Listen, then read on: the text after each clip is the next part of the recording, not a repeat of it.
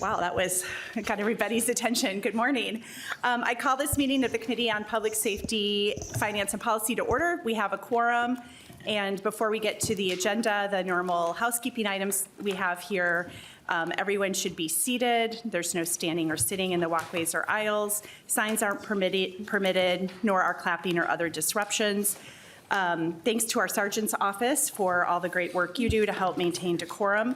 And then today, members, we're going to be hearing the various public safety budget requests and recommendations from agencies that fall within the Public Safety Committee's jurisdiction and are contained in House File 2432, the Governor's Public Safety and Judiciary Budget Bill. When it comes time to put together a budget bill, we'll be using House File 2432 as the vehicle, but we will not be taking any action on the bill today. As always, the committee materials have been posted online for the public. And then we'll take questions, members, immediately after each agency presentation. The first order of business is to approve last meeting's minutes. Representative Berg, may I have a motion to approve the minutes for March 26, 2025? So moved, Madam Chair. Representative Berg moves approval of the minutes for March 26, 2025. Any discussion? Hearing none, all those in favor signify by saying aye. Aye. Opposed? The motion prevails and the minutes for March 26, 2025 are approved. Turning it over to Co-Chair Novotny. I don't have again.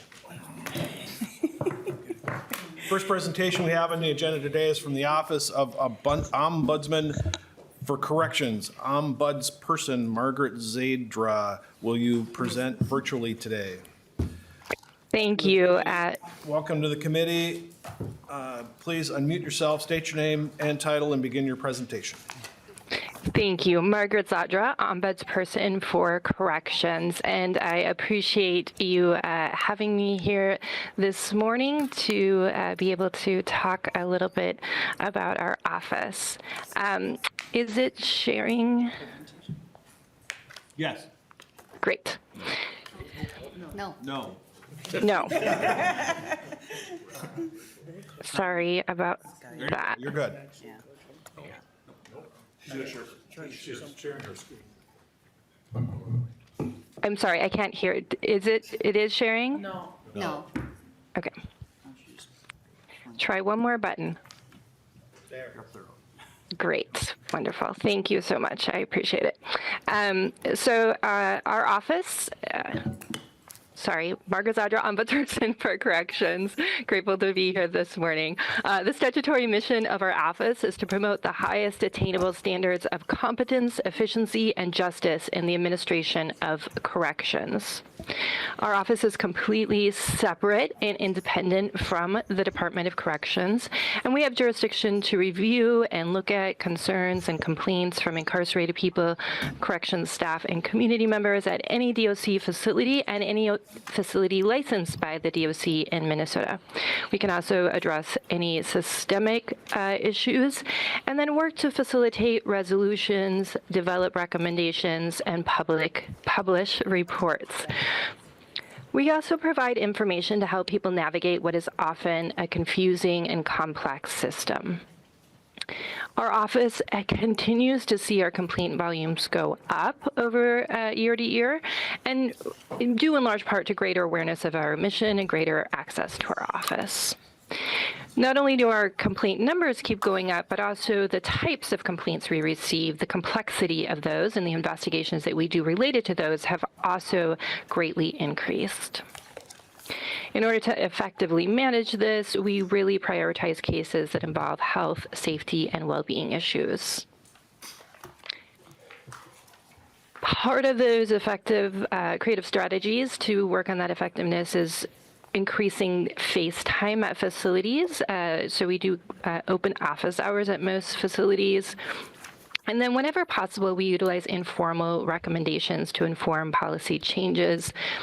One of the other things we do, we're a small team. Everybody wears lots and lots of hats. And so we focus on ensuring that our team has many different areas of background and expertise and utilize that experience well. And then we've looked at our processes to ensure that we're being as effective as we can be and work collaboratively across those different expertise areas. Our current budget is $1.1 million completely from the general fund, and that supports 8 full-time staff. We like to highlight the minimal cost for such a significant resource for the work we do across the state. When we look at the overall public safety and judiciary budget, that's only about 5% of the general fund budget. Our budget is about 0.6% of that public safety and judiciary budget. This coming fiscal year, the request is for 1.118, and that would support 7 full-time staff. Staffing really is the vast majority of our budget. It's people. It's people going out, doing the work, investigating, talking to other people, and then the rest of our budget really is those mandated expenses, our lease, our IT costs, printing, travel to facilities across the state. The impact that the ongoing investments brings is that we are continuing to ensure a neutral and independent review of facilities, deliver unbiased investigations, decrease legal actions against those agencies and facilities, promote better processes overall, and provide for individual and systemic resolutions. And that all of that work really does contribute to safer and healthier facilities for incarcerated people, corrections staff, and communities. That is all I have, but happy to stand for any questions. Members, questions for the ombudsperson? Representative Feist. Thank you, Mr. Chair. Is the ombudsperson still there, or did we lose connection? I'm still here. Okay, we can't see you, but as long as you can hear me, that's good. I was just curious. I know this is a budget presentation, and I know that your role is to receive complaints. So you might not have this information, but I was just curious, over your time in this role, is there anything that we're doing right? Like, I know that we in our budget have tried to, strategically direct funding to make sure that, people are, in a safe environment. And, we're just, as the legislature, we're always trying to strategically fund corrections. And so are there any trends that you see that are positive, like certain types of complaints that you used to receive that you're receiving less of? Oh, absolutely. So we absolutely, thank you, sorry. Go ahead. Yes, thank you, Chair, Member Feist. Yeah, we absolutely see decrease in areas that we're spending a lot of time on, or the facilities are spending a lot of time on. Absolutely. Several years ago, we had a really significant report related to the grievance process and what that, and some challenges there. And I think there was 9 recommendations that we made, and all of them were accepted. They've been continuing to be implemented over the years, and we have seen a significant decrease. I don't have the number exactly in front of me, but significant decrease about complaints about the process itself, right? And I think that's an across-the-board thing, that both the work that we are doing and facilities are doing around certain areas, we do absolutely see decrease from people around those areas.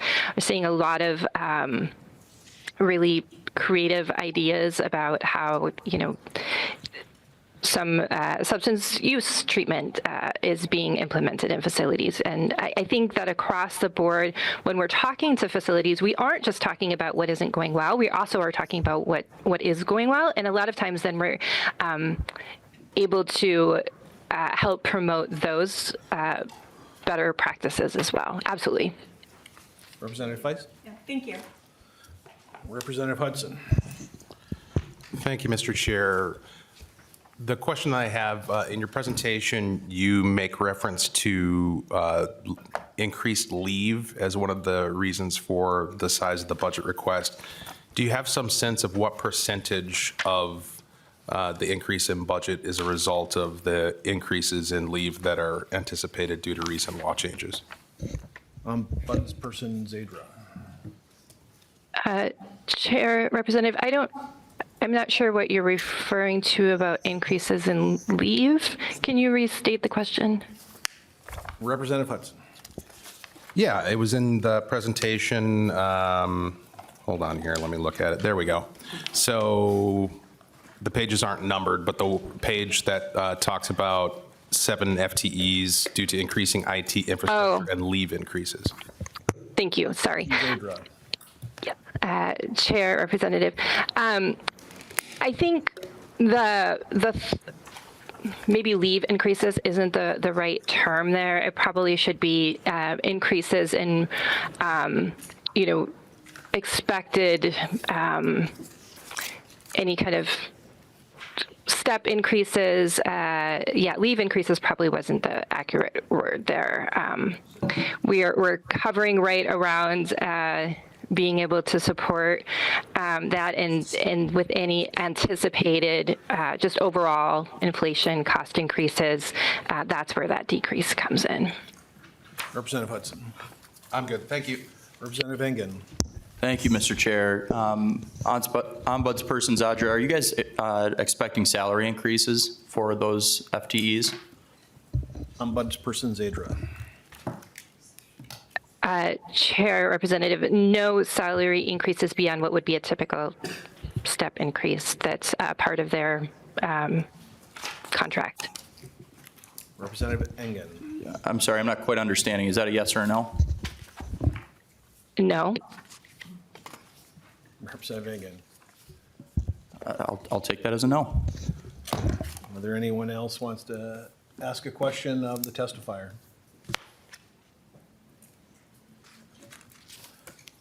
Thank you, members, and Ombudsperson Zadra.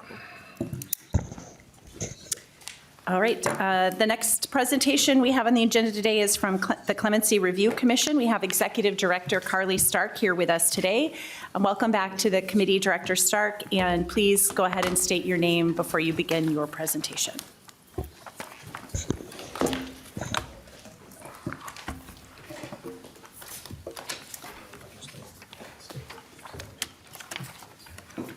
All right, I'm just going to pull up the presentation quickly.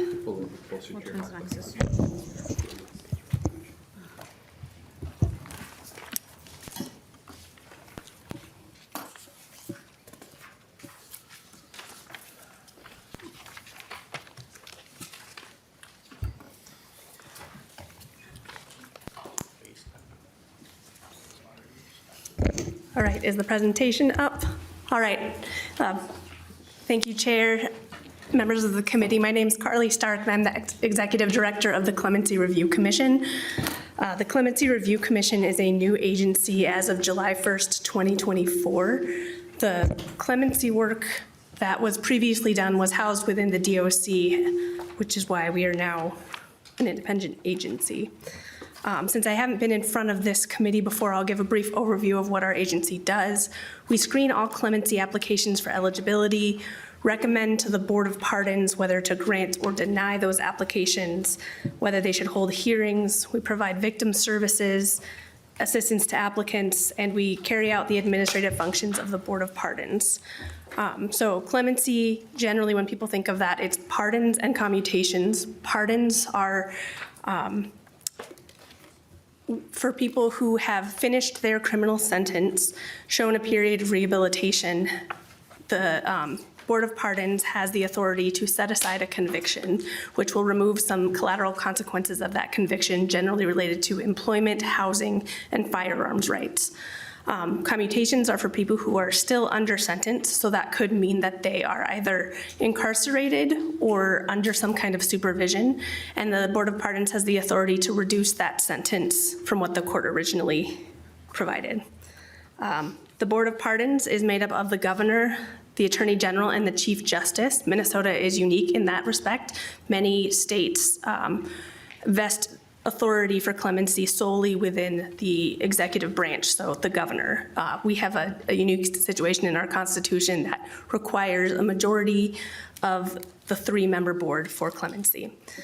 The Clemency Review Commission is basically an advisory commission that provides recommendations to the board, and it's 3 members of the commission appointed by each of the Board of Pardons members. And in your packet, there's the names of each of those commission members.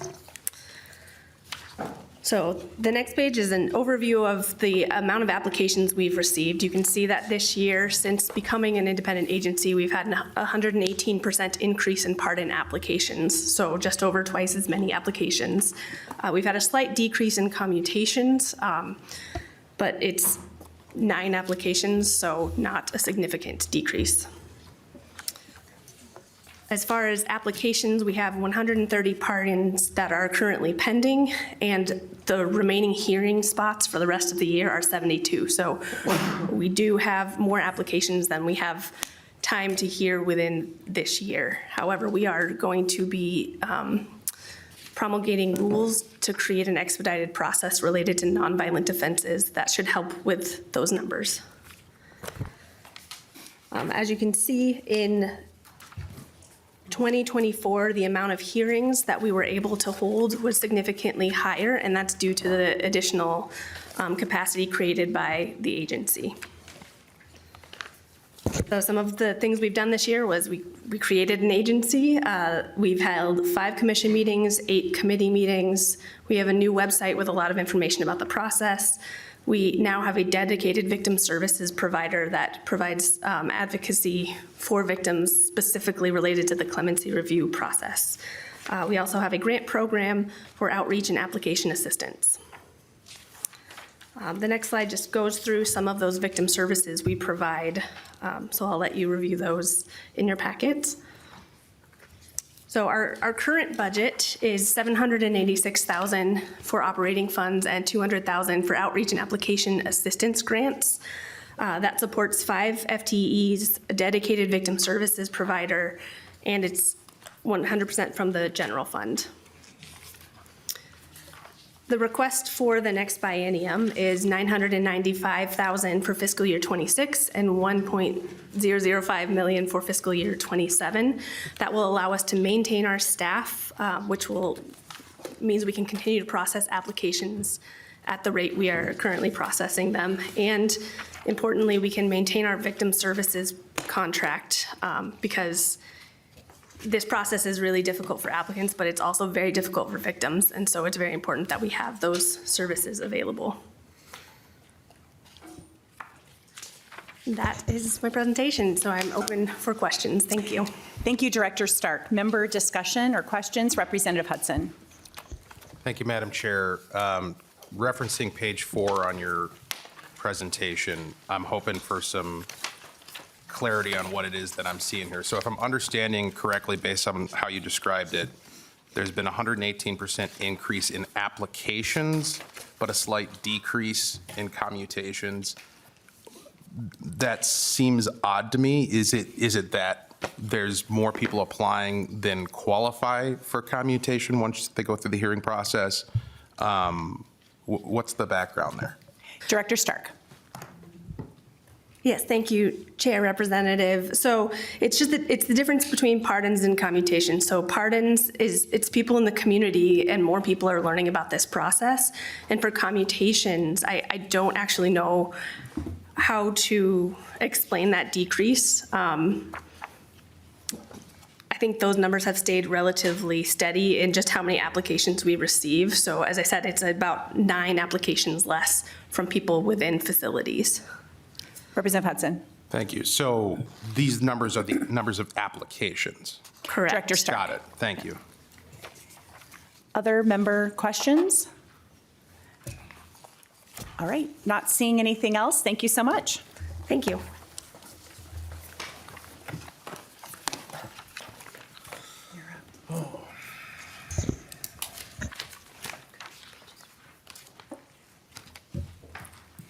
Next presentation we have on the agenda today is from the Board of Private Detective and Protective Agent Services.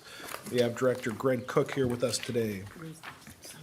Welcome to the committee, Director Cook. State your name and title and begin your presentation. Good morning, Mr. Chair, committee members. My name is Greg Cook, and I'm the Executive Director of the Minnesota Board of Private Detectives and Protective Agents. I provided a handout which gives some detail to our agency. I understand that my time is limited, so I'm only going to highlight a few points from that handout. Our agency regulates 14,600 private investigators and protective agents here in Minnesota. We work at the direction of our board, which consists of 5 members.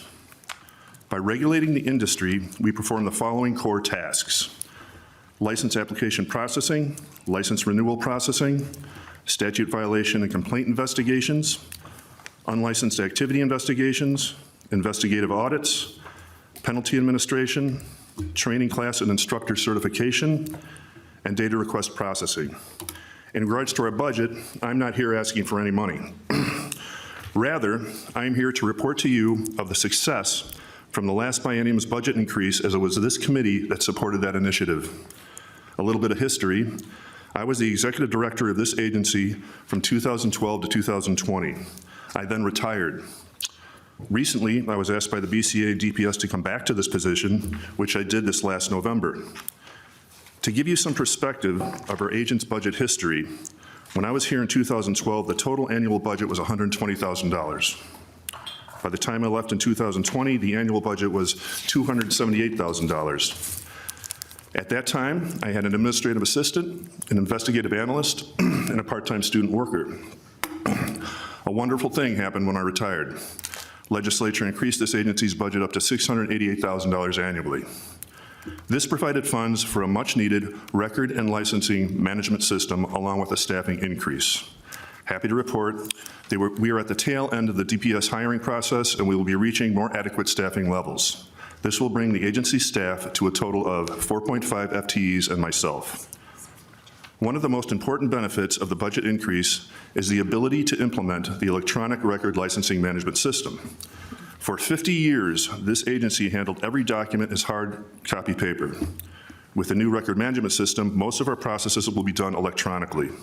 License holders and trainers will be able to submit and receive data for applications, renewals, officer changes, submit training, and have access to needed information. The public and law enforcement will be able to access information on our license holders and trainers in terms of verifying their credentials. Our staff will be able to generate reports quickly and accurately. Our staff's labor hours are going to be reduced drastically, allowing us to work on other important matters. The agency also had a retention policy that was set at permanent. This meant that we kept every piece of paper since 1974. I changed that to a 7-year retention schedule prior to me leaving last time, but we were still left with an enormous amount of paper documents. We took that documentation, had it scanned, indexed, and we'll be merging it with the record management system. This will greatly improve our ability to manage a large amount of data. Please note that the current biennium budget report you have for this agency was written before I came back, and I was unable to modify it. I want to note that the agency's strategies have changed. My goal in coming back to this position is to get the agency up to full staff. That is nearly complete. Implement the record management system. This is in process with a projected completion date in June.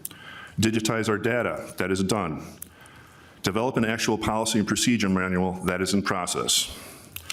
The biggest benefit with having this new budget is that it actually gives our agency wiggle room to work on the statutes. Our statutes were originally written in 1974 and have not had any major revisions since. We need to bring our statutes into the current century. There are technical aspects, including things like drones and GPS tracking units, that have to be addressed. There are training aspects that have to address the current environment. There are definitions that need more clarity. My goal going forward is to work towards rewriting the entire set of statutes that deal with this industry here in Minnesota. That is my brief presentation. I'm more than happy to take any questions. Any questions for Director Cook?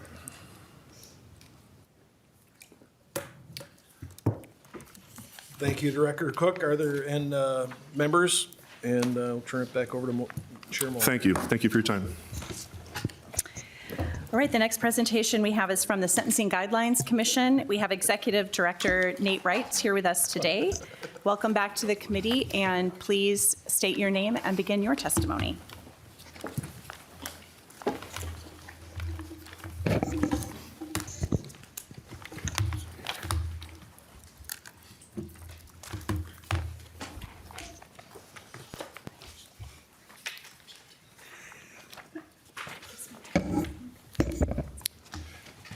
Thank you, Madam Chair, Mr. Chair, members of the committee. My name is Nate Wright. I'm the Executive Director of the Minnesota Sentencing Guidelines Commission. I'm here today to talk about, in the few minutes that we have, to talk about the agency's budget request. One of the things I won't be presenting to you today are the data concerning sentencing practices in Minnesota. We're certainly happy to do that. We've done that in the past with the legislature, and you all should have received the annual report to the legislature in January, which does talk about some of those data practices, talks about how, for example, how many people are going to prison, whether the sentencing guidelines recommendations are being followed or departed from, and how frequently that happens. A lot of interesting information if you're interested in sort of the factors that feed into ultimately the correctional population in Minnesota. But that's not what I'm here to talk about today. I'm here to talk about the agency's budget request. So two sort of illustrations about the agency's budget historically, and the pie chart on the left is old data, but it does reflect historically what the trends have been in our agency, which is the vast majority of it has been compensation for our 6 and now 7 full-time employees. The 92% in the previous biennium. That as we'll talk about in a minute, gives us little wiggle room as far as exposure to, for example, budget cuts and that sort of thing. 8% operating expenses and so forth. And you can see on the right side of this is a bar chart showing the last 10 years of agency funding by biennium.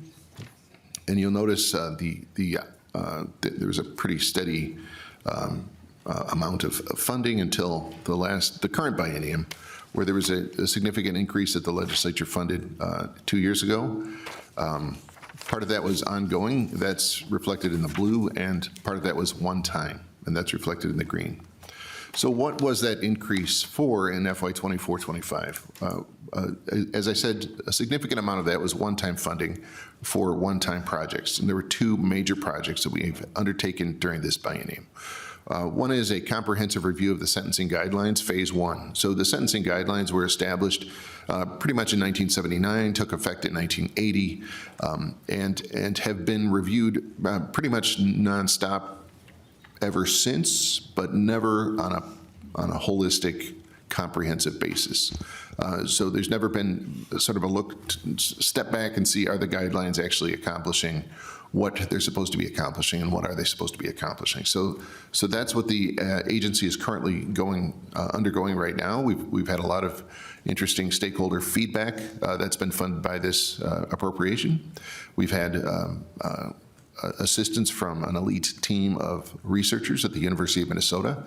And there's been a lot of effort poured into phase 1. Unfortunately, this budget does not fund phase 2, as we'll talk about later.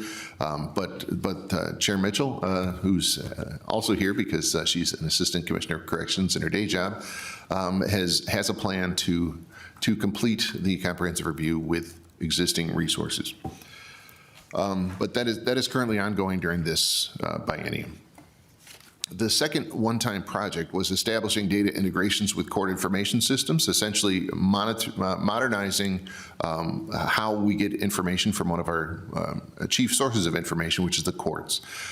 We're going to be actually integrating with them instead of, the analogy I use is instead of getting our bank statement at the end of every month, we're going to have an app where we can actually see real time what the balance is and that sort of thing. So not only modernizing our integration systems, but also modernizing our database to take that new data, and that's currently in development. And we appreciate the funding for those one-time projects. We also have ongoing expenses that were funded in FY 24-25, all very worthwhile. One was adding a new FTE. We've had a very, very, very stable complement of 6 FTEs for really a very, very long time. This is adding a new FTE. The 4 of the 6 FTEs are researchers. We have a mission as the Clearinghouse and Information Center for Sentencing Practices Data in the state, and we also, as we'll talk about on the next slide, do monitor and review all sentencing worksheets, tens of thousands of worksheets every year. But those researchers did not have a research-trained supervisor. They just had me. Sorry, I just went to law school, so didn't have that expertise. Now we have a research supervisor who is developing efficiencies within the research staff and improving the research products that we're putting out. So we're really excited to see that getting going. The other is a little more boring, that we had to hire the small agency resource team. It's really been overdue for a long time. I'm embarrassed to tell you, when the OLA audit came out that said, hey, you guys are getting free HR and finance services from the DOC that really ought to be paid for or somehow worked out, so we're finally paying for that. And finally, ongoing tech support for Mincis integration. So that's regarding that project that we talked about, the Mincis integrations project. The governor's budget request is a 2.8% operating adjustment. This is simply to fund ongoing services. Again, as I said, we review approximately 20,000 felony sentencing worksheets for accuracy each year, answer hundreds of practitioner phone calls. I love to say that when you call our agency, you actually get a human who can tell you something about how the sentencing guidelines work. We also do individual data requests. We report on those for individuals hundreds of times a year. Collect, analyze, and report data on statewide sentencing practices, and conduct research to support the Commission's ongoing work. So this small staff, 7 people, efficiently facilitates the functioning of Minnesota's statewide felony sentencing structure. And the governor's requesting $20,000 in FY 2026 and $40,000 in following years to mitigate impacts to current levels of service and information to the public. As I said, we're very price sensitive. If there are price increases, we don't really have ways to accommodate that. We don't have a slush fund, as I like to say. We are expecting significant price increases for Minute that we know of. We don't necessarily know of all our personnel compensation increases at this time, but we are grateful for the governor's request to at least fund 2.8% increase for some of that. And as I reported earlier, phase 2 of the sentencing guidelines comprehensive review is not funded in this package, obviously due to the tight fiscal constraints that we're under this year. Madam Chair, if there are any questions. Thank you, Director Wrights. Member discussion. Oh, I thought you were pointing. Chair Novotny. Hey, Director Rice, thank you for being here. A couple questions. You make reference in your flyer that you're modernizing the data systems and that the current status is in development. Without going way too deep into the weeds, could you just walk me through? You described yourself as a clearinghouse.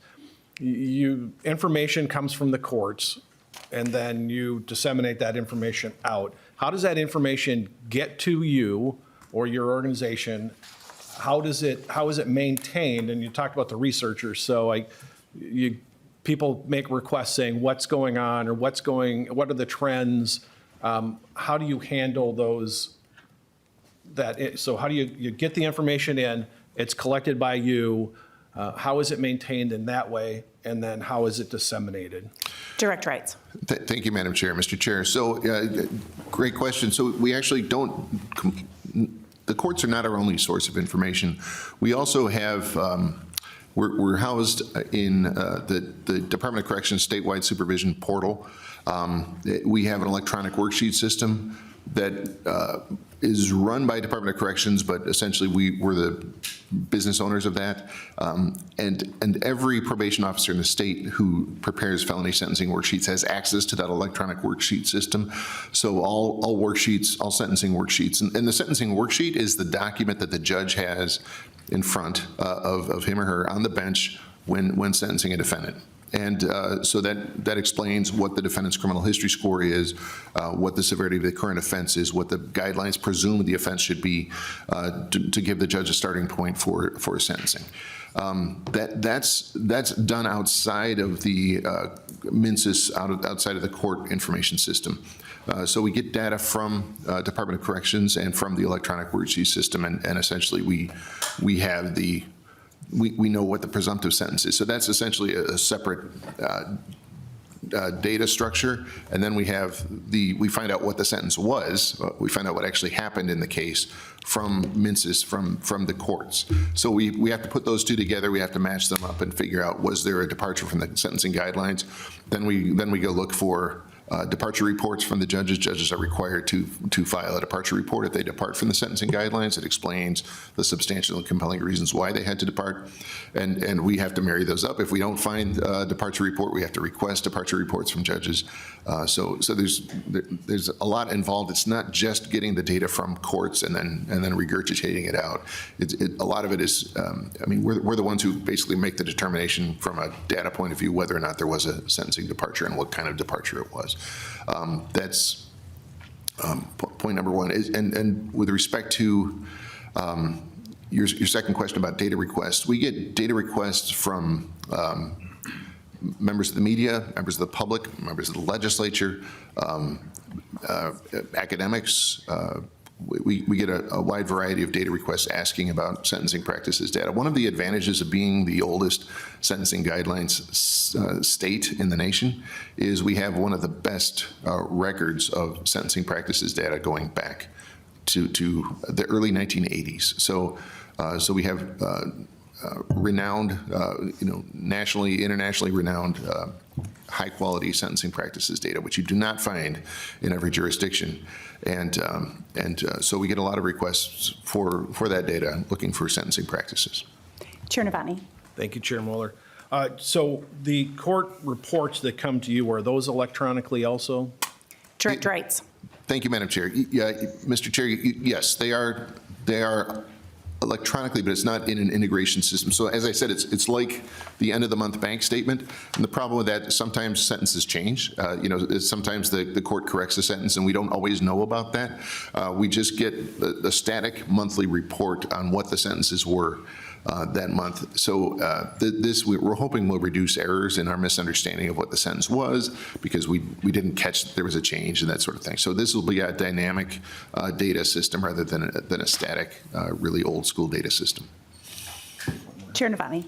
Thank you, Chair Moller. So my question, I'll be more specific about it. Yeah. Is it coming into you, and I'm dating myself, is it coming into you like in a fax form, or is it a scan form, or is it, as you described the electronic worksheet, is it on a set form that is transferred to you so that you get all the information that's able to be inputted, or do you get it in a sheet electronically as a scan that you then have to translate and put in?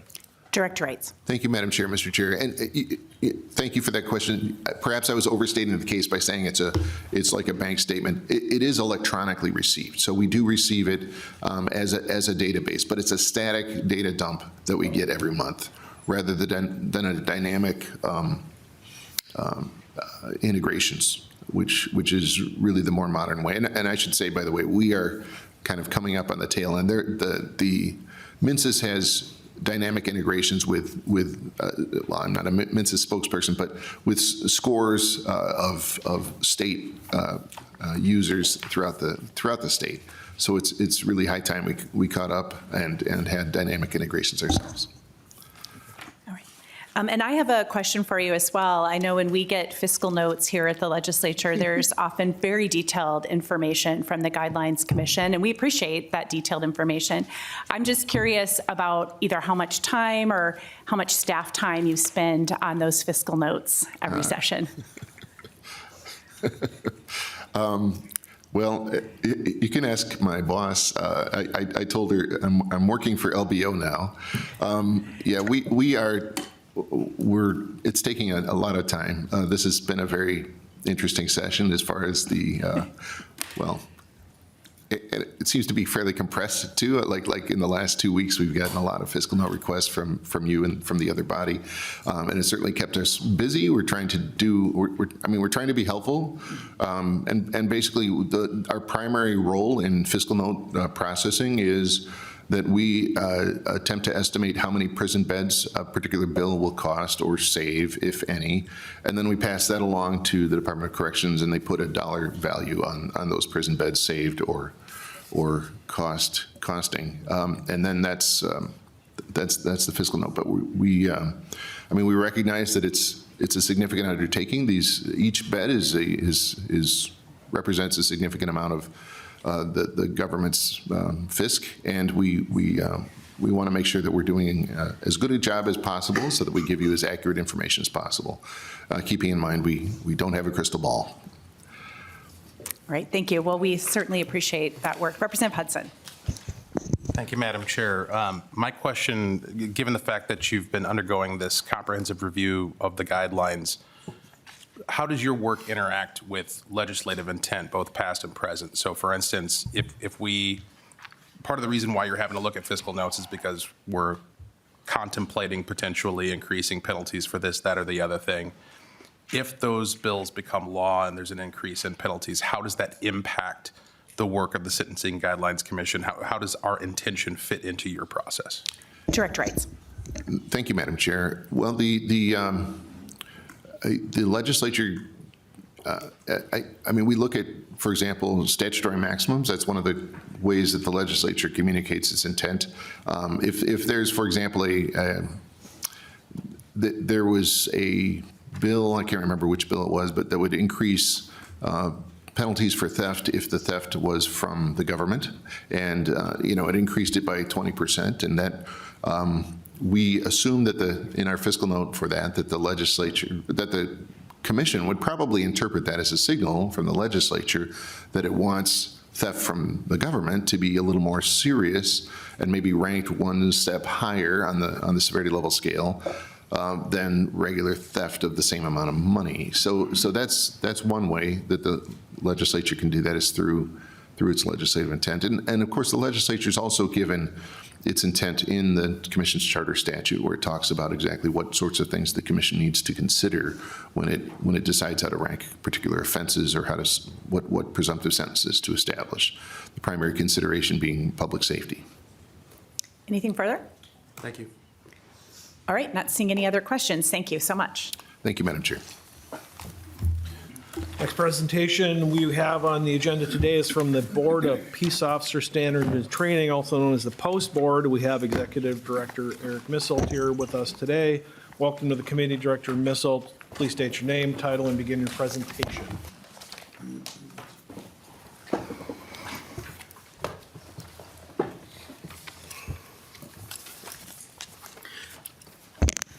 Thank you, Mr. Chair and members. Thank you for having me today. My name is Eric Misselt. I'm the Executive Director for the Minnesota Board of Peace Officer Standards and Training. I'm going to try and keep this relatively brief because there's not a whole lot we're looking for in the budget this year. I think most of you are familiar with the Post Board. I'll just give a quick short rundown of who we are and what we do. The board is a licensing and regulatory agency within the executive branch. We oversee right now approximately 10,500 peace officer licenses across the state. We operate as a licensing board just like nursing or the board of lawyers, et cetera. We cover everything from pre-service training to in-service training to licensing of new officers, and then of course regulation regarding conduct. With regard to the budget, we have just two items. One of those is the operating adjustment, which other agencies have already spoken to you about, recommended by the governor, and we appreciate that. And that's simply to appropriate enough money for ongoing increased expenses that we foresee on the horizon. And then the other budget item is the Philando Castile Memorial Training Fund, and in that there is a request for $2 million in fiscal '26, and there are no tails or anything after '26. That is something that has been funded since 2018 at different levels, and so that's what is being requested this year based on the governor's recommendations. Thank you. Members, questions for Director Misselt? Representative Ingen. Thank you, Mr. Chair. So can you explain why the governor didn't have any money listed for the Philando Castile Memorial Training Fund in his budget proposal? Any insight into that? Director Misselt. Chair Novotny and member, yes, I should say no, I can't explain. We're not part of those conversations necessarily. The governor makes their recommendations, and I'm sure they have their reasons. We recognize the need for training funds ever since 2018, and from the board's standpoint, we will administer whatever funds are appropriated by the governor and the legislature. Representative Ingen. Thank you, Mr. Chair. So we see a $6 million cut in 2027, so the entirety of the fund being eliminated. Can you talk to me about what the ramifications of that would be? So there are, well, the difference will be that agencies obviously will not have that money to reimburse. What I can tell you is that there is an ongoing appropriation under the Post Board for around $2.9 million. That has been in place for many years, even prior to me coming to post, and that is still in our budget. The $6 million was appropriated originally in 2018 with the additional mandatory training requirements. And I can tell you that the agencies out there spend way more than what is appropriate. So this is a partial reimbursement, and in this case, yes, that reimbursement will be less than it has been the last, since 2018. Representative Ingen. Thank you for that. It just seems like a little bit of a problem for us to mandate this training and yet not reimburse for it. If we want to make reforms, if we want to increase the effectiveness and the scope of which our police are conducting their business on a day-to-day account, then let's fund that. Thank you. Representative Whitty, or Vice Chair Whitty. Thank you, Chair Novotny. Director Missel, in the next year to 5 years, what's the retirement look for law enforcement? We always talk about recruitment and retention, and I'm just trying to get a sense. We get ideas or heard, but what are you seeing? Director Missel. Thank you, Chair Novotny. Representative Whitty, I guess that's probably out of my pay grade. I'm not sure what the demographics are. I know generally the retirement across all industries and areas is a pending and looming issue for sure. That's probably, although I think if I said anything else, I'd be speaking out of my particular knowledge base. Or Vice Chair Whitty. No, thank you. Representative Duran. Thank you for being here. Has the FTEs increased in the last 5 years, and can you explain to me why? Director Missel. Thank you, Chair Novotny. Yes, the FTEs were increased last budget session, so two sessions ago. A lot of that revolved around additional regulation that was passed both through rule and legislation. The rulemaking in particular had a big impact on it. It expanded the scope of areas that fall within the board's jurisdiction, so it opened up an increase in the number of complaints that can be filed, and so we needed additional staff to manage that. Representative Duran. Can you tell me how many staff you added? Director Missel. Thank you, Chair, members. If I recall correctly, it was authorized for 4 additional staff. We are currently at 15, and we were at 11 or 12 at the time. Representative Duran. Anyone else for Director Missel? Thank you, members and Director Missel. Thank you. Next up, we have the Department of Public Safety, and I believe we have 4, we have the Commissioner, the State Fire Marshal, we've got the Interim Director for OJP and the Superintendent here. So why don't you all come up as you are doing, and then you can, whatever order you're going to present is fine with us, as long as you introduce yourself for the record first so that we know who's speaking. Welcome back.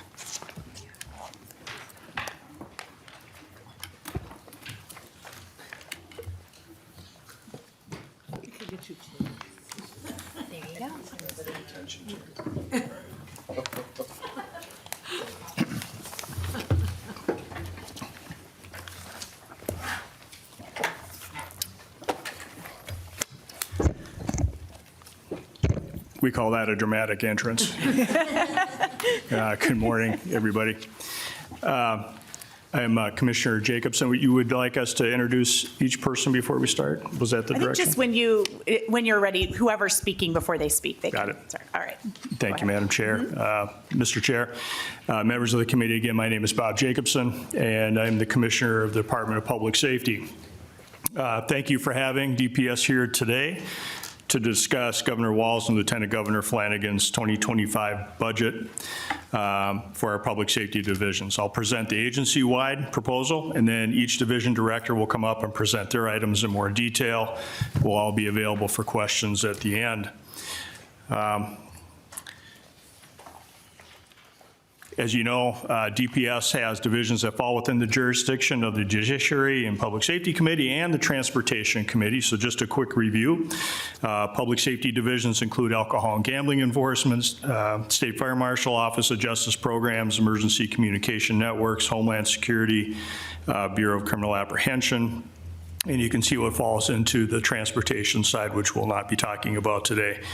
Just as a point of information, we, as an agency, we have put forward about $9 million in budget reductions for the next biennium for the transportation side of the budget. What I'll talk about today includes, number one, an operating adjustment. As has been mentioned by others here, we continue to need to be able to do our work. We have over 2,200 employees statewide, and certainly, you know, our employees are committed to delivering high-quality care and services to all Minnesotans. We're seeing an increase that will help us adjust and react to increases in pay, increases in benefits, all those other things that impact our services, all the while trying to maintain as best we can our current levels of service. We're also asking for grant administration authority for all the grants that we administer and oversee within the Department of Public Safety. There are several of them. We are committed to ensuring that those grant dollars are maximized and have the greatest impact. Certainly a critical part of, as we all know, of administering those grants is to make sure that we have critical oversight of those functions, to make sure that we are combating and eliminating fraud, waste, and abuse of public funds. So all those actions include soliciting, reviewing, and selecting applicants, pre-risk award assessments, again, ensuring expenses are allowable and according to the grant terms, and all those other duties that go along with grant administration. This proposal would protect those grant fund investments and allow us to use up to 5% of grant funds for non-competitive grants and 10% of grant funds for competitive grants to make sure that we're able to ensure stable and adequate funding. I'd also like to mention that we will recommending a one-time transfer to MnDOT for capital improvements. For the Armor radio system, the backbone that supports Armor radio system around the state of Minnesota. MnDOT, as you know, supports the infrastructure piece of the Armor radio system, and we're asking for authority to transfer $14 million to MnDOT, again, to make sure that we ensure that we have a backbone for the Armor radio system around the state of Minnesota that continues to operate to support our public safety members and the community around the state of Minnesota. With that, I'll turn it over to our State Fire Marshal. Good morning. I'm Dan Cryer, and I'm the State Fire Marshal. And yeah, I'm happy to talk about what is included in the governor's budget recommendations for our division. So we have our mission. We make sure everything we're doing is grounded in fulfilling our mission and working toward our mission on having a fire-safe environment in Minnesota and providing that leadership. And a number of items included in the recommendations may seem to not fall directly into supporting fire safe, but in the fire service, a number of items that are public safety related expand into other areas such as hazardous materials and advanced capabilities for search and rescue. So the recommendations that are included in the governor's budget recommendations here are a move and increase to the appropriations for urban search and rescue teams and the Minnesota Air Rescue teams. So those are three different distinct teams. We have two urban search and rescue teams in Minnesota, Task Force 1 and Task Force 2, and they are comprised of fire departments who come together with a joint powers agreement and give advanced training for urban search and rescue. Things like structural collapse, a high angle rescue or low angle rescue. So if somebody's enjoying the cliffs, the mines, all the great geography we have in Minnesota, if something goes wrong, we have people with advanced level training and equipment to be able to go assist them when it's needed. This recommendation improves our internal controls on reimbursements. This was a finding in a recent audit report that highlighted management of these teams is performed by the State Fire Marshal Division. Previously, these appropriations in this current biennium are given to the Minnesota Board of Firefighter Training. And so to have better oversight for internal controls, moving this appropriation addresses that finding. And then the increase that's requested is to continue to support the advanced equipment and training that these fire departments and these firefighters and rescuers go through. It also increases some additional capabilities, and I want to highlight specifically for the Minnesota Air Rescue Team. So our state patrol has a new helicopter with a greater distance it can travel before it has to fuel. It has better hoist capabilities, and so notable incidents that may happen up in the boundary waters, we can now, with that helicopter, we can provide rescue services for anybody that's up there, and that comes with this increased appropriation is more training to be able to utilize the new equipment that came with the new helicopter. And then our hazardous materials response teams, they are also local fire departments, and we have 11 of them throughout the state, and they are the specialists that respond when there is a major hazardous materials incident. Could be a rail incident, it could be a pipeline incident, it could be anything, an unknown chemical, a white powder letter, so to speak. These teams have advanced and specialized field detection equipment. They have specialized suits. And so this increase goes to replace some outdated equipment for them and to continue to support their mission for the evolving risks in Minnesota, specifically around hazmat. And then our last recommendation is proposing an increase to the public charter school inspection fees. So in statute, charter schools are separated from traditional public schools. I recognize that a charter school is a public school, so if I say charter school, I'm not creating a line there. I'm just referencing what we have in our statute. So today, public schools, for their fire inspections, they are charged on a per square footage fee, and this proposal aims to have charter schools also have a per square footage fee. So the larger the school, the longer it takes to inspect, the greater the cost it is to the inspecting agency, which in this case would be the state fire marshal. Right now, it's a flat $100 fee, no matter the size of the public charter school. And then this also has an impact to about 12 cities who still have jurisdiction and delegation from us to do the required fire inspections for public schools and public charter schools. So I have two examples here of some schools that, public charter schools that would be included here and are inspected on an triannual basis. So we have one up in Tower, Vermilion Country School, approximately 13,000 square feet. And then we have Athos Leadership Academy, and this one I'm familiar with because I was a fire marshal in Brooklyn Park before accepting this role.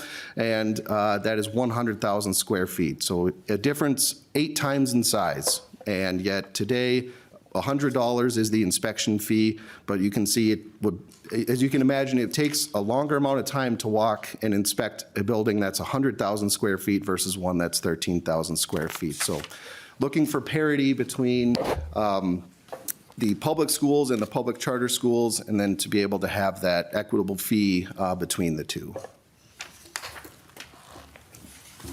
Now I'll have hand it over to our interim director for OJP. Madam Chair, Mr. Chair, members of the committee, my name is Kim Babine, and I am the Interim Executive Director for the Office of Justice Programs. The Office of Justice Programs provides leadership to and resources to reduce crime, improve the functioning of the criminal justice system, and to assist crime victims. We do this by administering grants, providing training and technical assistance, providing research and data, and we work to protect crime victim rights and provide reimbursement benefits to victims of violent crime. Thanks. The governor has 2 proposals for the budget this year for the Office of Justice Programs. The first is for crime victim services grants. A network of over 150 community-based organizations, tribal governments, and local governments provide crime victim services, direct services to victims of crime throughout the state.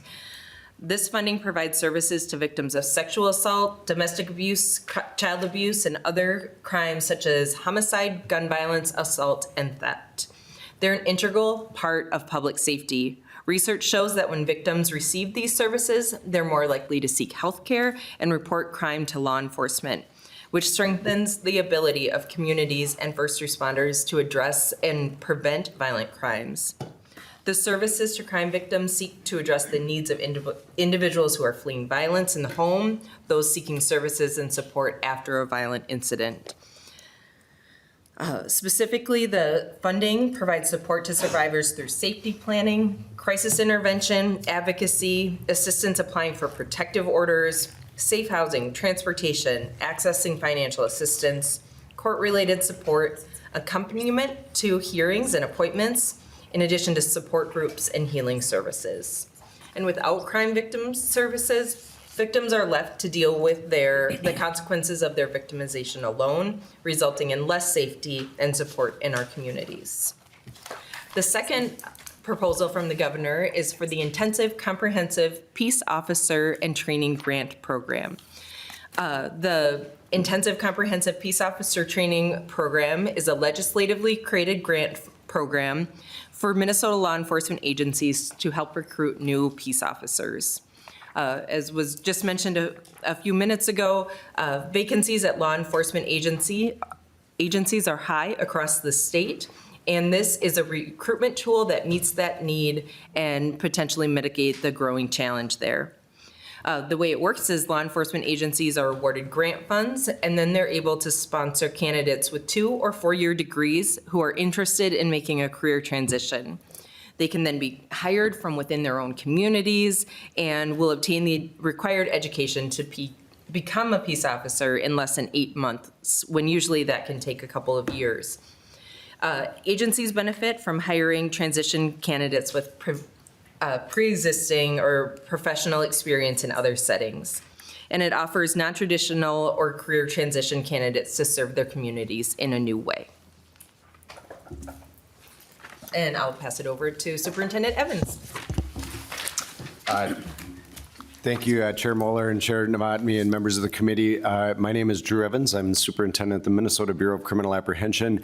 Our mission is to prevent, investigate, and solve crimes in collaboration with our criminal justice partners. And so we are your state's criminal investigative agency, comprised of our investigations division, which does criminal investigations, supporting our partners across Minnesota, our forensic science services, which is the state's crime laboratory, doing a variety of different forensic analysis, and then MNJIS, Minnesota Justice Information Services, which is all of the database and fingerprints and criminal history systems for the state. And then we have a small but busy training section providing training for Minnesota law enforcement. We train approximately 6,000 to 9,000 law enforcement students per year.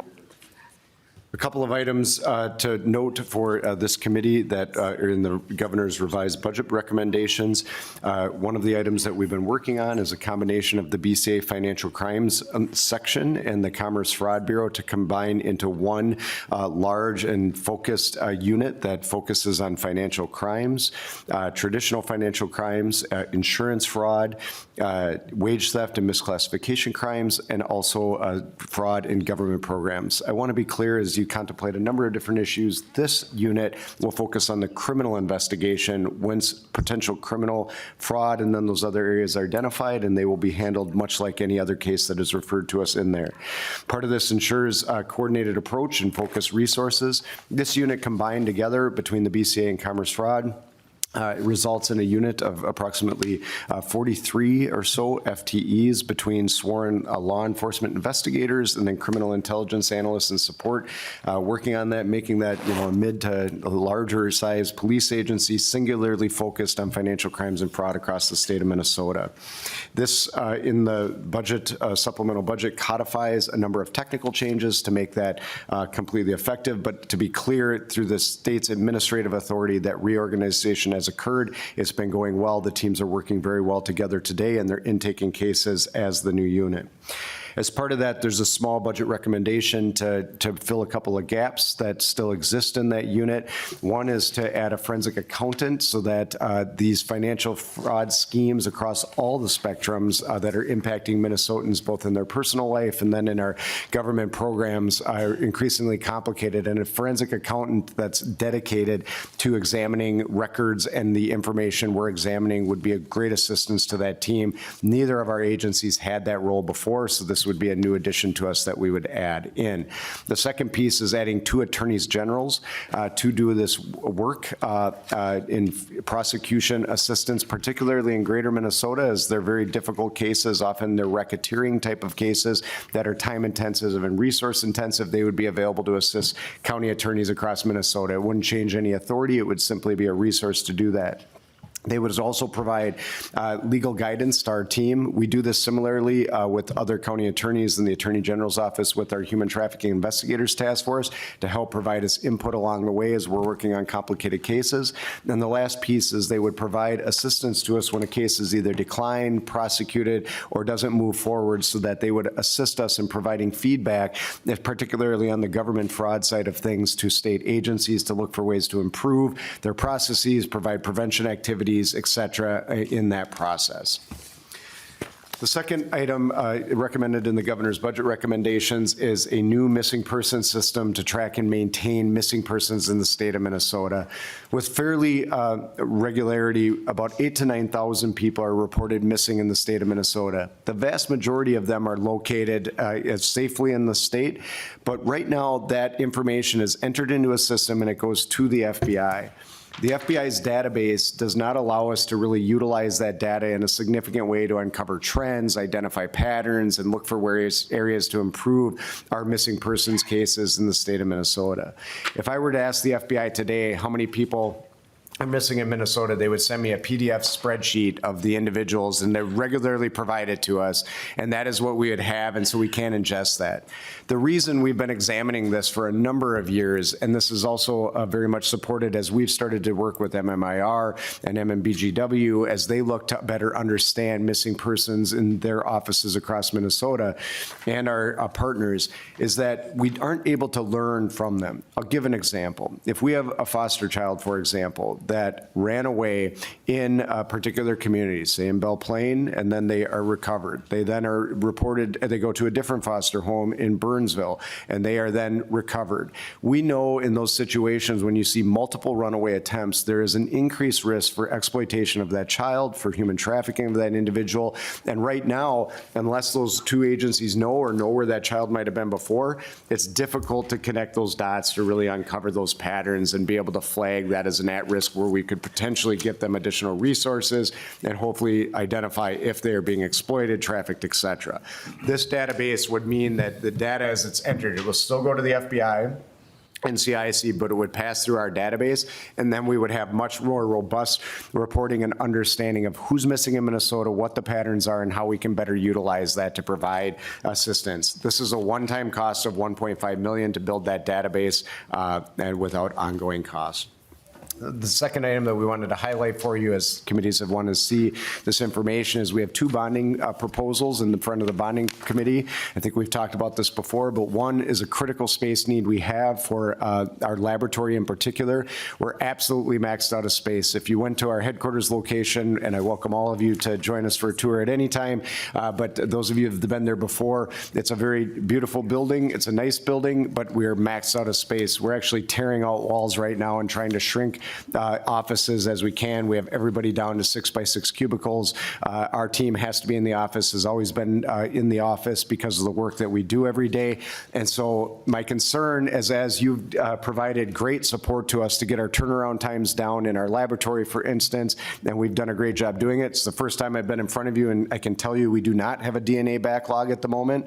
But I will also tell you that our trend lines continue to grow. And at some point in time, to keep acceptable turnaround times, we'll have to come back to you and say we need additional staff to keep up with that. If we don't get this project in the pipeline right now, we are not going to have space for our scientists. He also provided funding for a violent crime reduction unit in the last biennium. That team we put into a old fire station, a 20-year-old fire station, remodeled it. In law enforcement, we can make do in a lot of different spaces. For our scientists, we cannot. And so this is a bonding proposal. It's a $68 million project to create a regional office and a laboratory in Mankato. It's in the final design phases right now. We own the land. It's next door to the Justice Center, which is where Blue Earth County Courthouse is, and our partners there, including State Patrol as well. The second piece is to meet our increased space needs is design and land acquisition costs for Bemidji, Minnesota, which is where we currently have a regional office. It would purchase a parcel of land owned by the city, and then we would basically double the size of our facility there to mirror the size of the Mankato facility, giving us a good regional approach. It's more efficient, frankly, for our work to begin with, and we're a better resource being co-located or close to our partners across the state of Minnesota, and that's 4.203. And we will be back in a future year to seek the construction costs for that facility. This is a rendering. It's a fairly accurate rendering of the Mankato facility because, as I noted, it's almost complete in the design process from there. And with that, we'd all be happy to answer any questions. I don't know if you heard us before that they were referring to this as the detention chair. I'm confident State Fire Marshal's never been in detention. I unfortunately have sat in such a chair in the past. So. You're not in detention, Fire Marshal. All right, so we'll move on to member questions. And if you ask your question, if you could indicate who your question is directed at, that'll make things a little bit smoother. Representative Greenman.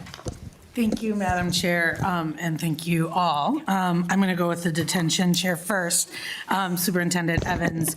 And just to say, in other committees, in the Fraud Prevention Committee, we've spent a little bit more time talking about this consolidation. And as you know from our conversation early on, I was a little anxious about consolidating commerce fraud with the BCA, but it's actually, and from the additional information and the resources you're asking for, I think it's actually going to be a really good thing. I'm interested if you could talk a little bit about, I know in some of the other committees we talked about just the growth of fraud, both the fraud on our public programs and public funds, and also how it's growing across the economy. That $12.5 billion number is scary. And how, one, if the resources that you're asking for, the forensic accountant and the attorneys general, is that enough?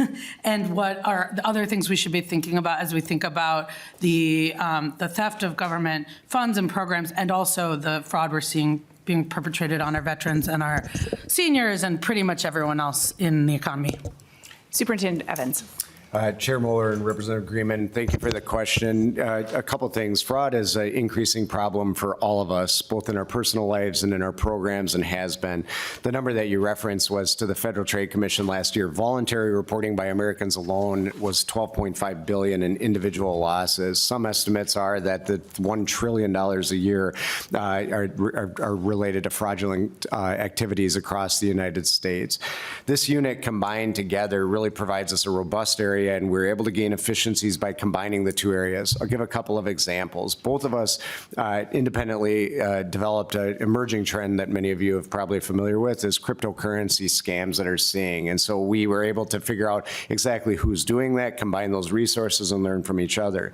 We also had redundancies such as digital multimedia evidence. We have a whole section at the BCA that this committee has funded of 22 digital evidence examiners.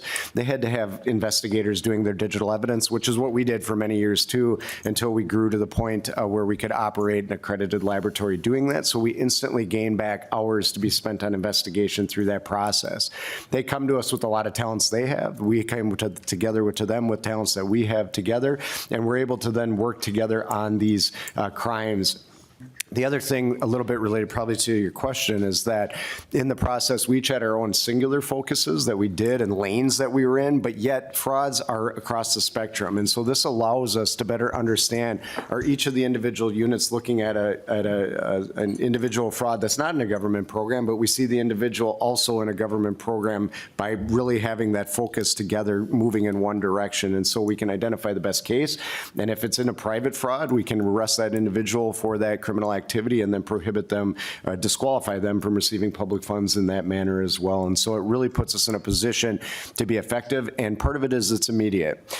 We don't have to stand up this unit. They're operating now. They're taking in suspected fraud from state government programs right now through a reporting mechanism that is in place. And it's something that with everything, we come in front of you when you ask the question, is it enough? We think that we have a lot of capacity by doing this now. And like everything we do, we'll be back in front of you if we don't have the proper resources and make the case to you at a future time if we need additional resources for those activities. Representative Greenman.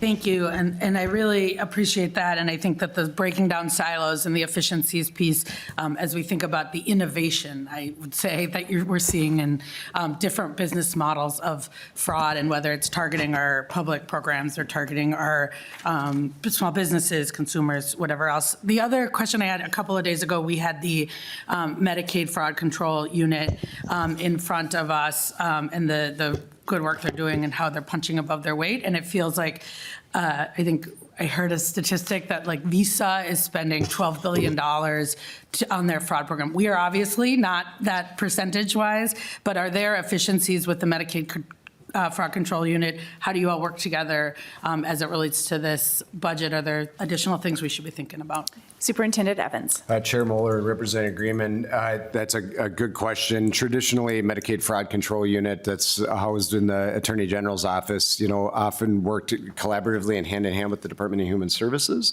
And we have a strong relationship at the BCA, generally speaking, with the Attorney General's offices. They're our counsel and they prosecute a lot of cases we're involved with. We've recently, with the combination of this unit, had a meeting with that team and a broader team within the Attorney General's office looking for additional ways to collaborate. I will note for you that that is not a licensed peace officers in that unit. So historically, whenever they need to execute a warrant or do something that traditional law enforcement does, that we, as both the BCA and the Commerce Fraud Bureau, have assisted them for many years in that. So we've had a collaborative relationship from that, but we're looking how do we even strengthen that more going forward. And certainly I know they have recommendations in front of all of you as to ways they are working on, and we'll continue to figure that out. I will tell you that our unit has at least one Medicaid unit, one Medicaid case that we're currently working. It's active. I can't talk about it, but it's done in collaboration with the Attorney General's office. So we're figuring out how to do that moving forward. Representative Greenman. Thank you, Madam Chair. And I really appreciate the work you're doing. I think when we're looking at a lot of the across our things that are targeting particularly our government programs, the silos are oftentimes part of the problem. And when one hand, the left hand and the right hand aren't talking to each other. And so this effort to really think about efficiencies, but also think about how we're communicating and collaborating, I think will be really good for the state of Minnesota. And I really appreciate the work you're doing. Vice Chair Whitty. Thank you, Chair Moller. First of all, thank you all for your support and efforts to keep our protecting our community, serving, and keeping all our communities safe. I asked this question earlier. This is probably for you, Commissioner Jacobson. In the next year to 5 years, what do you see for retirements in law enforcement? Commissioner. Yeah, thank you, Chair Moller, Representative Whitty. Again, I don't have the data at my fingertips, but my concern is that we do have several law enforcement officers across the state of Minnesota that are approaching that retirement age, generally at age 55. I think it's incumbent on all of us. As I came into this position, one of the things that I shared with the governor is that my hope was to uplift public safety. And as part of that was to make sure to get around the state of Minnesota, talk to those who are thinking about becoming law enforcement officers, talk about the honor and traditions of that work, and hopefully to get more people that are interested in that work. We are continuing, of course, across the state of Minnesota. Police chiefs and sheriffs will tell you that there are still challenges in finding enough applicants to become police officers and deputy sheriffs, et cetera, around the state of Minnesota. So it certainly is a concern. I think we are, from our perspective in the governor's budget, putting forward funding for the IC Poet process program, I think is helpful, but I think it's incumbent on all of us to try to make sure that we're spreading the word that this is a great profession and to try to get more people involved. Vice Chair Whitty. Thank you. And that's one of the things I try to highlight up here is the recruitment and retention. And trying to change the wording around our first responders and police officers that are serving our community so we can grow that. Do you, in looking for ways to help you guys out, do you think that I see Poet, the 75 that was funded, that should be more? The numbers I'm hearing are close to 1,000. And 75, I think there's other ways that we can do it. It's been widely successful. And maybe we need to refocus a little bit on that because I think it will help in the recruitment. You guys have kind of hit on something that I think has been positive and looking for other ways. And if we keep changing showing them the support, the 365 days a week with our tone and stuff like that, I think that will increase, the noble profession that is and have people go into it. So any ways we can help out, please let me know. And I'll just say I appreciate the questions on the IC Poet too. There is a separate bill. I'm not sure if we're going to have time to hear that as a standalone, and I know it's important. So if members have questions about that or comments about that, I think now is a good time to be discussing those as well. So appreciate that. Representative Duran. Thank you, Madam Chair. And this is for Commissioner Jacobson. We understand in Minnesota that training is very important within our law enforcement officers. And it appears that the law enforcement training is getting cut more and more. Did you have any inputs on that with the governor, or can you explain to us the reason why it appears that the training monies for the law enforcement is getting cut here? Yeah, and I'll just note that's not in this budget, but go ahead, Commissioner. Thank you, Chair Moller, Representative Duran. This is a very difficult budget year, as everybody understands, and funding for programs has become certainly challenging, and trying to maintain funding in various areas has certainly been challenging as well. And I think through the governor's budget, we've tried to make sure that we're supporting law enforcement. I know the difficulty in the reduction in the training funds. I've certainly heard the comments from law enforcement around the state of Minnesota about some concerns with that. I've also heard concerns about making sure that we have some funding available for recruitment of police officers, hence the IC Poet process. So I know that it's a concern to all of us. There's a limited amount of money. Hopefully that local law enforcement agencies will be able to continue to do the training based on the funding that they're getting now, and then continue to have those discussions in the future on how that should be funded. Representative Duran. I'm good, thank you. We're going to do things a little out of order here. Chair Novotny. I got a quick question for Fire Marshal Cryer, if you could come out of the penalty box there. You mentioned the charter school funding changes. Will that make it consistent with the non-charter public schools? I don't know how to clarify that better. You said they're both public schools, but the non-charter public schools, what is the fees for them? And then we'll do it in one. With that in mind, you mentioned that you've got the Tower School here compared to the Altos Leadership Academy in Brooklyn Park. What would that fee go to from the 100 you're paying now to what it would go for by square foot? Fire Marshal Cryer. All right, thank you, Chair Moller and Co-Chair Novotny. So the fee would match the tradition for the public charter schools. It would match the same fee for traditional public schools. It's, I believe, 12 cents per square foot. And then included in that fee is the initial inspection and 2 re-inspections. And then there's a re-inspection fee of, I believe, 5 cents per square foot if you have to go back a 4th time. So this would be, they would be at the same fee structure, the same fee cost level. And then as far as looking what the fees go to, and then for the 2 examples presented, that's covering the cost to perform the inspection, which, in our case for the state fire marshal, it would be our travel costs, as we don't have inspectors in every city or in every county. We have some travel costs associated. It might even be hotel stay, depending on their path of travel. And then the time to do the physical inspection, write the report, and then any correspondence and follow-up afterwards. So looking at these 2 examples, in my personal experience, doing Athlos Academy, it took a full day, or it could be a half day if I had myself and another inspector. So roughly a day's worth of wages combined with any travel costs. At that time, the travel costs were minimal because we were in the city.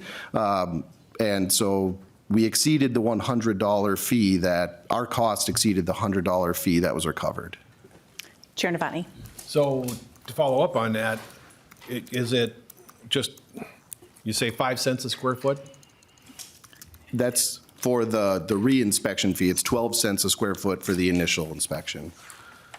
Yep. Fire Marshal Crier. Oh, sorry, Chair Novotny. Everybody's handing me a note at the same time here, so Chair Novotny. So you'd be looking at $12,000 for this fire academy, and then if you have to do a follow-up visit, then it's more than, if it's 100,000 square feet, so 12 cents a square foot, you'd be $12,000, and then if you require even a second visit, you'd be up to $17,000 a year? Fire Marshal. Yeah, thank you, co-chairs. No, now that as I'm saying 12 cents, I'm thinking of it in my mind and got the decimal in the wrong spot. So it's 0.00, and that's, it would be great if it just said 12 cents, but of course it's in dollars. It's $0.0012 per square foot. So 1.2 cents per square foot for the initial, half a cent per square foot for the re-inspection. So the fee for the 100,000 would be a tenth of, as you put it, so it'd be approximately $1,200. A re-inspection would be $500. So I'm sorry for misquoting as I'm doing the math in my head on that. Thank you. Chair Novotny. Thank you. All right, Representative Rapinski. Thank you, Chair. I just have a question for the Fire Marshal. So the Firefighter Training Board believes the $5.5 million it receives each year is inadequate to meet its needs. The table reimbursement requests a deficit training reimbursement. What's the DPS, what's the Fire Marshal doing to address this with this shortcoming? Fire Marshal. Thank you, Chair Novotny, and thank you, Representative.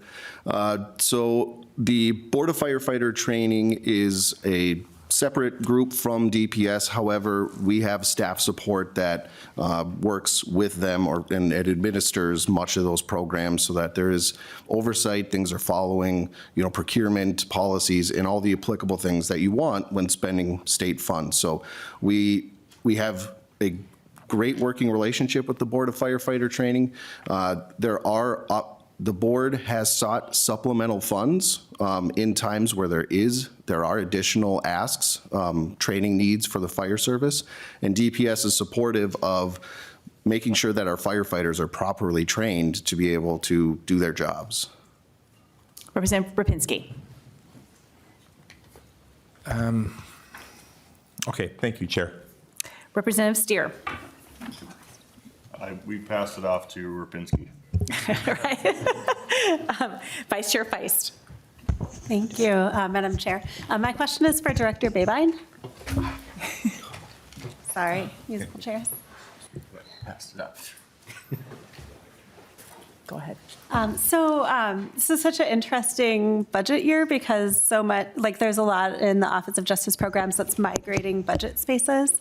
And I don't even know outside of the juvenile justice space what else might be migrating from OJP to children, youth, and families. But I was just curious, this is kind of an abstract question, but how do you see kind of the identity and direction of OJP evolving now that a lot of, or some of the important work that you do is migrating to another agency, and how do you see that impacting kind of the size and scale of your operations? Director Babine. Thank you, Madam Chair and Vice Chair Feist.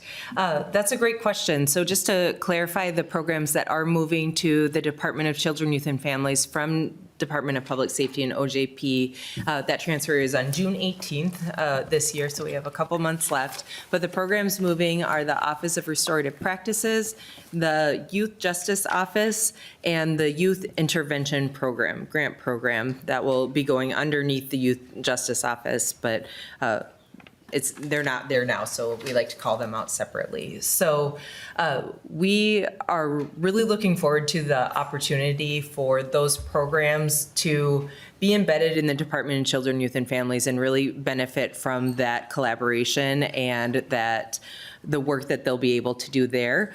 We're also not letting them go completely. We will maintain strong relationships with them and the work that they're doing because it's very related to the work of across the agency, across the division, but particularly with the things that we fund through the grant programs. So we understand that there are things that the Office of Restorative Practices grants might fund and focus on, things that the Youth Intervention Program might fund and focus on, and things that, say, the Community Crime Intervention Program or other crime victim services grants that will be remaining at DPS and Office of Justice programs. We might have some focus in each of those areas, but there's still collaboration that needs to happen to make sure that those programs are not duplicative of each other, and we can make sure that the grant dollars are going to the right places, and we can maximize those dollars. So when we think about those programs moving, the collaboration will still be there even though they're in another agency. When you think about what that means for Office of Justice programs, into the future, we will very much miss the focus with the Youth Justice Office and the Office of Restorative Practices, but the main tenets and things that we're focused on in the Office of Justice programs will remain. We are looking, our grant programs work to assist crime victims. Our grant programs work to reduce crime, intervention, prevention, support law enforcement, support other parts of the criminal justice system, and those pieces will remain strong and keep moving and will evolve with the, like I said, that collaboration across and being able to focus in the priorities of each grant program. Anything else, Vice Chair Feist? Thank you so much. That was really helpful, and I'm really looking forward to hearing how that collaboration goes, because specifically youth present unique public safety challenges, but also unique opportunities for how we can have an impact. We've had a lot of conversations already about data and systems interconnecting, so do continue to report back to us on how we can support that collaboration. Thank you. Representative Engen. Thank you, Madam Chair. I'm not going to make you guys play musical chairs again, but I want to first thank Superintendent Evans. What you guys do, it's amazing. And getting that overview, I really, really appreciate it, and would love to talk with you offline about how we can support you guys, especially with the financial crime side of things, making sure that you guys are equipped to tackle that increased need that you'll obviously see.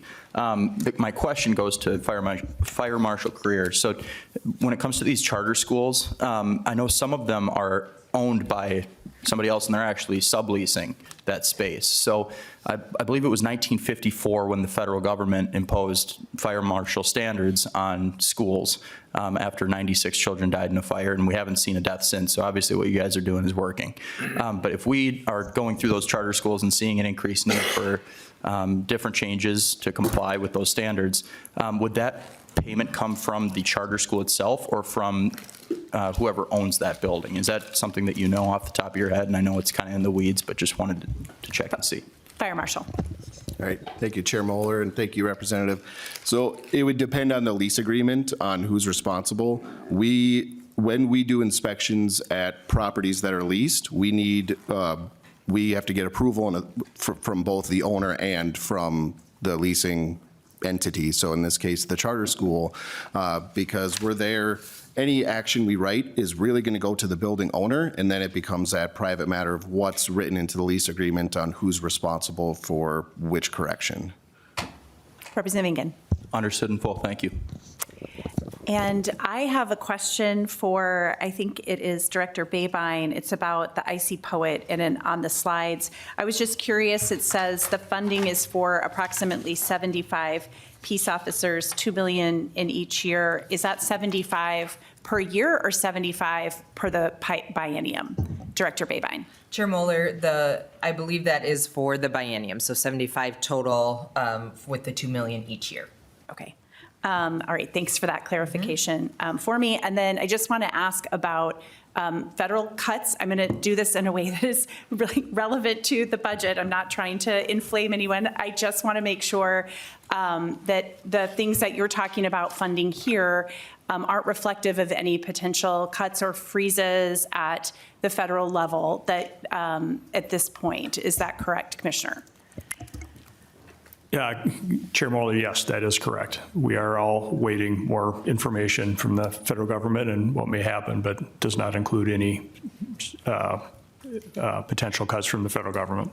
Thank you. And what are the different areas if there were to be cuts? Like, I know there's interaction in a lot of different areas with Department of Homeland Security, maybe FEMA, victim services. I don't need like a detailed answer, but just what are the different areas that we should be kind of on the lookout for when it comes to the Department of Public Safety?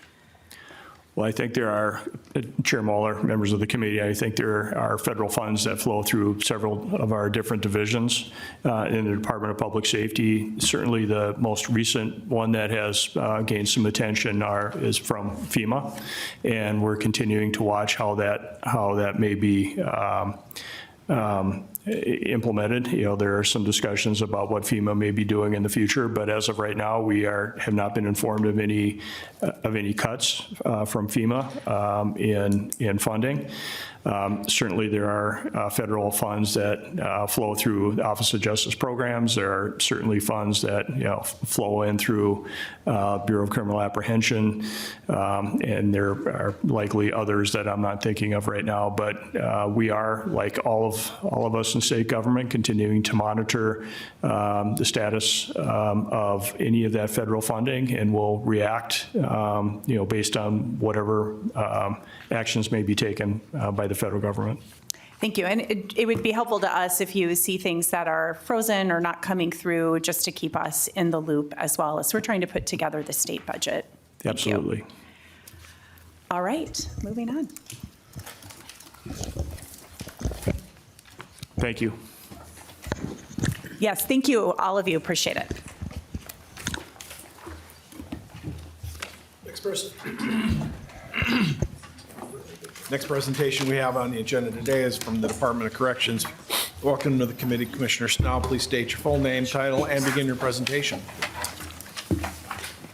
Thank you, Mr. Chair. Good morning, members. My name is Paul Schnell. I'm the Commissioner at the Department of Corrections. Thank you for having us here today and the opportunity to provide an overview of the budget. We'll get the presentation PowerPoint going here.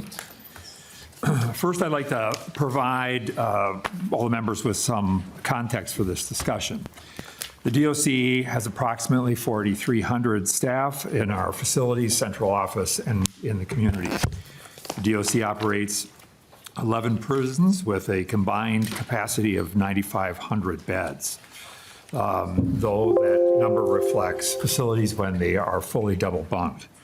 Currently, we have about 8,300 individuals incarcerated in our prisons. The DOC's total facility footprint spans 7.5 million square feet, with some of those buildings being more than a century old. Beyond the prison walls, the DOC provides correctional supervision of around 20,000 people across Minnesota of the 95,000 individuals that are subject to community supervision. The DOC operates 13 district supervision offices statewide. The agency also fulfills a number of statutorily required regulatory and administrative functions, including licensing of local correctional facilities and approving county comprehensive plans for community supervision. Also, for your reference, this slide is a very quick visual of the 11 prisons the DOC operates across Minnesota. I would always welcome and encourage you to do a tour if you have not had the opportunity to do that, to speak directly to the incredible staff the DOC has, as well as the individuals that are incarcerated in our facilities. A couple items of note: the facility in Shakopee is the state's only women's prison. Red Wing is the only state juvenile correctional facility operated by the state. St. Cloud serves as the central intake facility for men, and Faribault is the state's largest prison with a population capacity of just over 2,000. And the Togo site is the smallest and one of the 2 men's challenge incarceration or boot camp programs. The 2023 legislative session came with significant investments and policy changes that have been and or are currently being implemented. Those include things like MRA and the creation of the Supervised Release Board, Parole Board, and many other major changes that impact the way corrections operates in Minnesota. Going into the previous budget cycle, the DOC had a critical staffing crisis and the lowest staff retention of any state agency. Due to the historic bargain wage increases and investments from this committee toward recruitment and retention, we began 2025 at 99% staffing level. The DOC has not had a staffing level like this in well over a decade. Historically, the agency has struggled to attract and retain staff, especially among the security ranks. While these items are worth celebrating and will no doubt have a positive impact on the agency for years to come, the DOC does face considerable needs. It is important to note that 97% of the DOC's budget is appropriated by or comes from the state's general fund. And we provide an essential service for the state.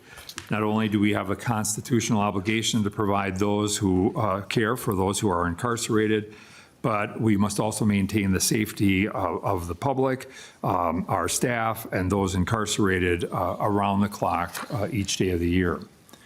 With that context in mind, I'll provide an overview of the DOC's budget request for the upcoming year and explain how these align with our goals and priorities. First, the DOC is requesting $9.1 million from the state's general fund to address the agency's critical budget shortfall in fiscal year 2025. Also included in the deficiency request is the approval to reallocate $10 million of rider money or unspent program appropriations to help fill this gap. The request is essential to maintaining services and staffing at the current levels for the remainder of the fiscal year. The prevailing factor in the DOC's budget deficiency is the extraordinary staffing level increase. And after years of difficulty of hiring and retaining staff, we have turned that corner with our new competitive compensation. The department has been able to attract and retain qualified staff, which is crucial, and having a stable workforce is foundational to carrying out the DOC's core functions. Moreover, the agency's historic practice of having and using vacancy savings to cover other budget needs is no longer viable or available, further contributing to the shortfall.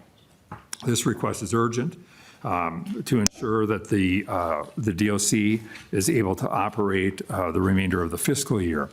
And by way of background, it has been commonplace in my time and even before for the DOC to make significant requests for supplemental funding after settlement of contracts, which last year there was a small supplemental, but not what was necessary to cover the cost.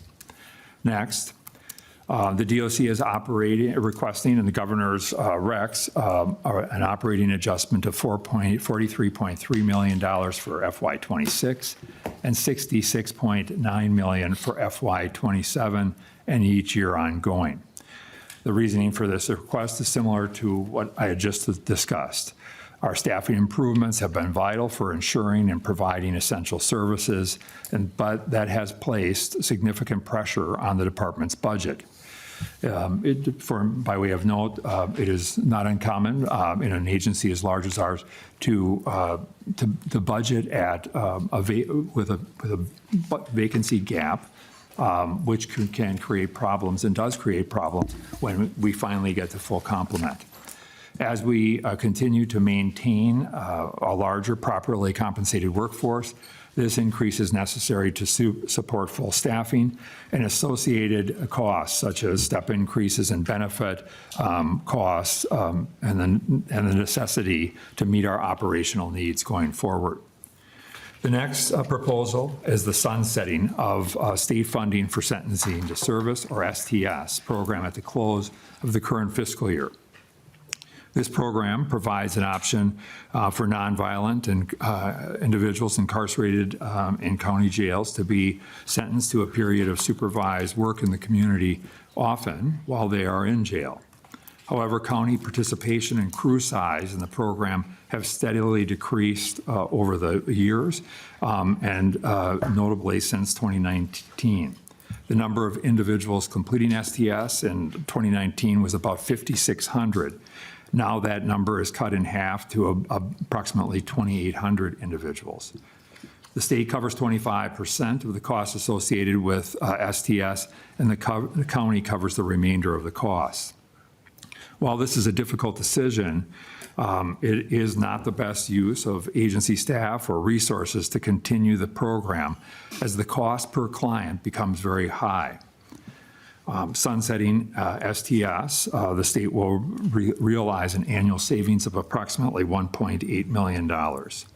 It is notable that counties can still choose to fully fund the STS program, and we know of one county that currently does, but the staff and equipment would no longer be covered by the state.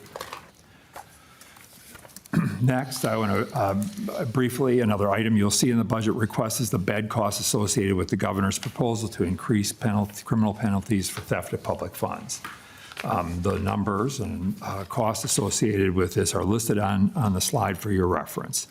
But it's approximately $12,000 in '26 and $44,000 in '27, with the tails listed. That concludes the budget request with a fiscal impact to the state. The remaining proposals are budget neutral. First, I want to just cover those to give you some background. We want to extend the mental health unit pilot program. This was originally passed in 2023, and the program allows counties to transfer individuals with serious and persistent mental health issues who are incarcerated in local jails to the mental health unit at MCF Oak Park Heights for both housing and access to specialized treatment. Smaller jails can oftentimes lack the resources or access community expertise to meet the needs of individuals incarcerated with these serious mental health conditions. By transferring these individuals to the MHU at Oak Park Heights, our staff and behavioral health personnel can ensure that they receive the treatment and necessary care in a secure environment. The proposal is to extend this program until August 1st of 2027. Additionally, the language includes the change that a voluntary consent to transfer requirement from the original language to making it a referral basis by a licensed mental health professional to allow more people to qualify to access these beds. Next, the Interstate Compact Unit, which is responsible for managing all transfers of supervision under the Interstate Compact for Adult Offender Supervision. During changes to the community supervision statute in 2023, the costs for the unit were not included in the funding formula and structure. Currently, the Interstate Compact Unit is solely funded by prorating that cost across only the counties the DOC serves, though the Interstate Compact Unit provides services to all 87 Minnesota counties. This proposal amends the statute to spread those costs for compact services across every county on a prorated basis on their share of the most recent probation population. This change will ensure that the costs associated with interstate supervision transfers are equitably dispersed. The next proposal addresses how supervision funds for tribal nations are distributed and managed. Currently, the legislature allocates $250,000 for the DOC to distribute to each tribal nation for the purposes of providing community supervision or culturally appropriate reentry services in their communities. However, the statute does not specify how the funds should be paid out. This means that each tribal nation must enter into a joint powers agreement with the DOC, which is costly and time-consuming a legal process. The DOC proposes distributing these funds in the same manner that we do county supervision funding, streamlining the process and removing the requirement for a GPA. The language also clarifies what funds can be used for and requires an abbreviated comprehensive plan be submitted to the DOC for how these funds will be used. The next slide covers other budget-neutral proposals in the bill, which I will again briefly cover. First, we request legislative approval to transfer certain appropriated funds internally to align with the recent fiscal restructuring at the agency. Next, much of Rule 2940, which governs the work of the DOC's Hearings and Release Unit, is either obsolete, duplicative, or already in statute, and the rulemaking process is costly and time-consuming. As a result, we seek repeal of the rule and codification of the few provisions that remain.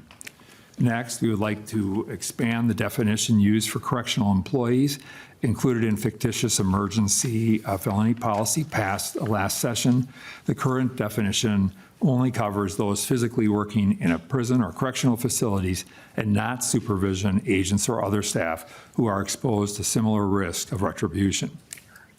Lastly, we are proposing technical corrections that would provide a more streamlined method for delivery of community supervision funding to non-CCA counties.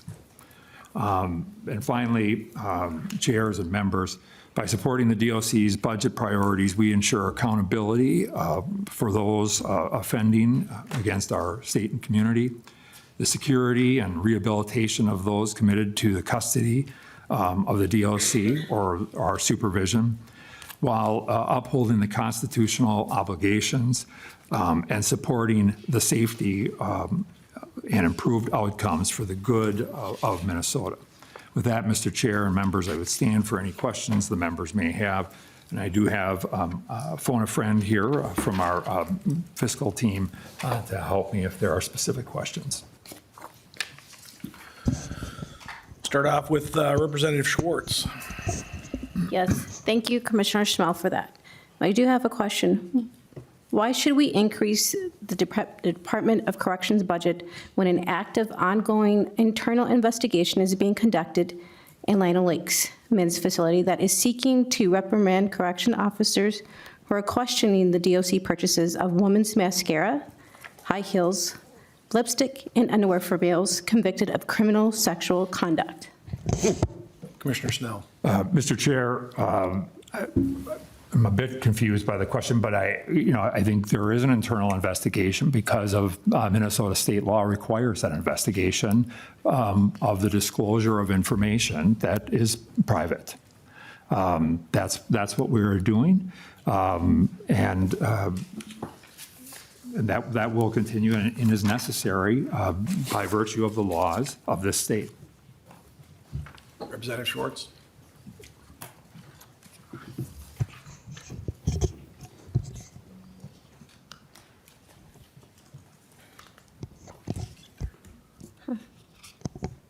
Representative Schwartz, do you have another question? Yeah, sorry, just a second, I'm sorry. Just reading my notes here. Representative Whitty. Thank you. Thank you, Chair Novotny. Thank you, Commissioner. One of the slides early on talks about 8,300 inmates, but 20,000 out on probation. And I think we're fifth in probation, but on the lower end for incarcerations. And I've had people come in and talk, is there any thoughts of shifting some of the money to help with probation part, especially out in the counties and other places as they are following up? It seems like a few of these are getting lost and it's an overwhelming workload. And I was just wondering if there's any thoughts from your position about shifting. Commissioner Snell. Mr. Chair, Representative Woody, ultimately, if you look at some of the proposals that were passed in 2023, MRA being one of them, there is an opportunity and for that flow of those dollars to go to community supervision to address those needs. Just, by way, the DOC provides supervision to about 20,000, but just shy of 100,000 people in Minnesota are under some form of correctional supervision. So it is a large number. The legislature did provide a significant investment in community supervision in 2023. I think, as I recall, nearly $50 million. And that has made a significant difference. But I believe that the policy work that was done in 2023 should address some of the issues around that transfer of resources based on needs as people move out of the prison system and onto supervision. Vice Chair Whitty. Thank you. Where are we at with MRRA? Is it implemented right now?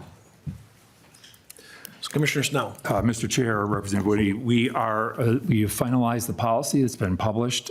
We have been very thoughtful and deliberate about this policy. We have right now a team, and we've identified a number of cases at the Shakopee facility and at the Moose Lake facility that we will work through the workflow of how we process these cases going forward, because we want to make sure that workflow and process is understood by everyone, and it's brand new for how this occurs. So we will, beginning next week, we will notify the first group of about 20 incarcerated individuals who will walk through that process in a very deliberate way so that we can learn of that process and work with case managers and others across the DOC and our community supervision partners to see what that looks like and what that workflow will be. Vice Chair Whitty. Thank you.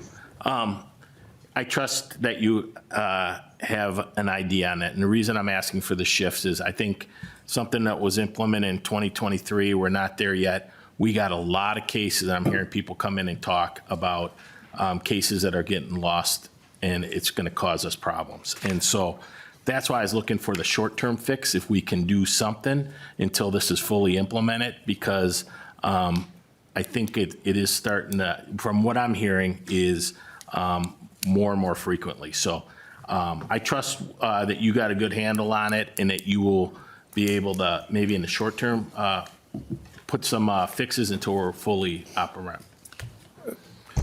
Representative Engen. Thank you, Mr. Chair. One of the questions that I have for you, Commissioner Schnell, is how have the free unlimited phone calls, how has that changed your guys' budget outlook? And maybe we can also refer to your guys' fiscal staff as to how that's put some maybe new restraints on your guys' budgeting. Commissioner Snell. Mr. Chair, Representative Engen, there is an appropriation for that.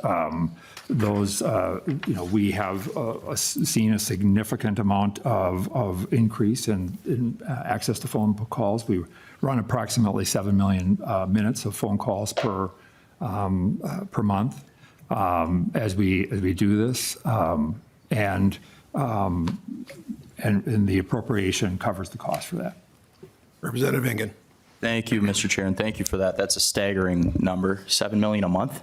Yes. That's incredible. And so you guys are probably monitoring those calls and those minutes as well to see if there are any potential ties to, for example, the incoming narcotics that are being introduced into the facilities. Have you seen an increase that coincides with the phone calls and then potentially some of the issues that are occurring on the inside of the facilities?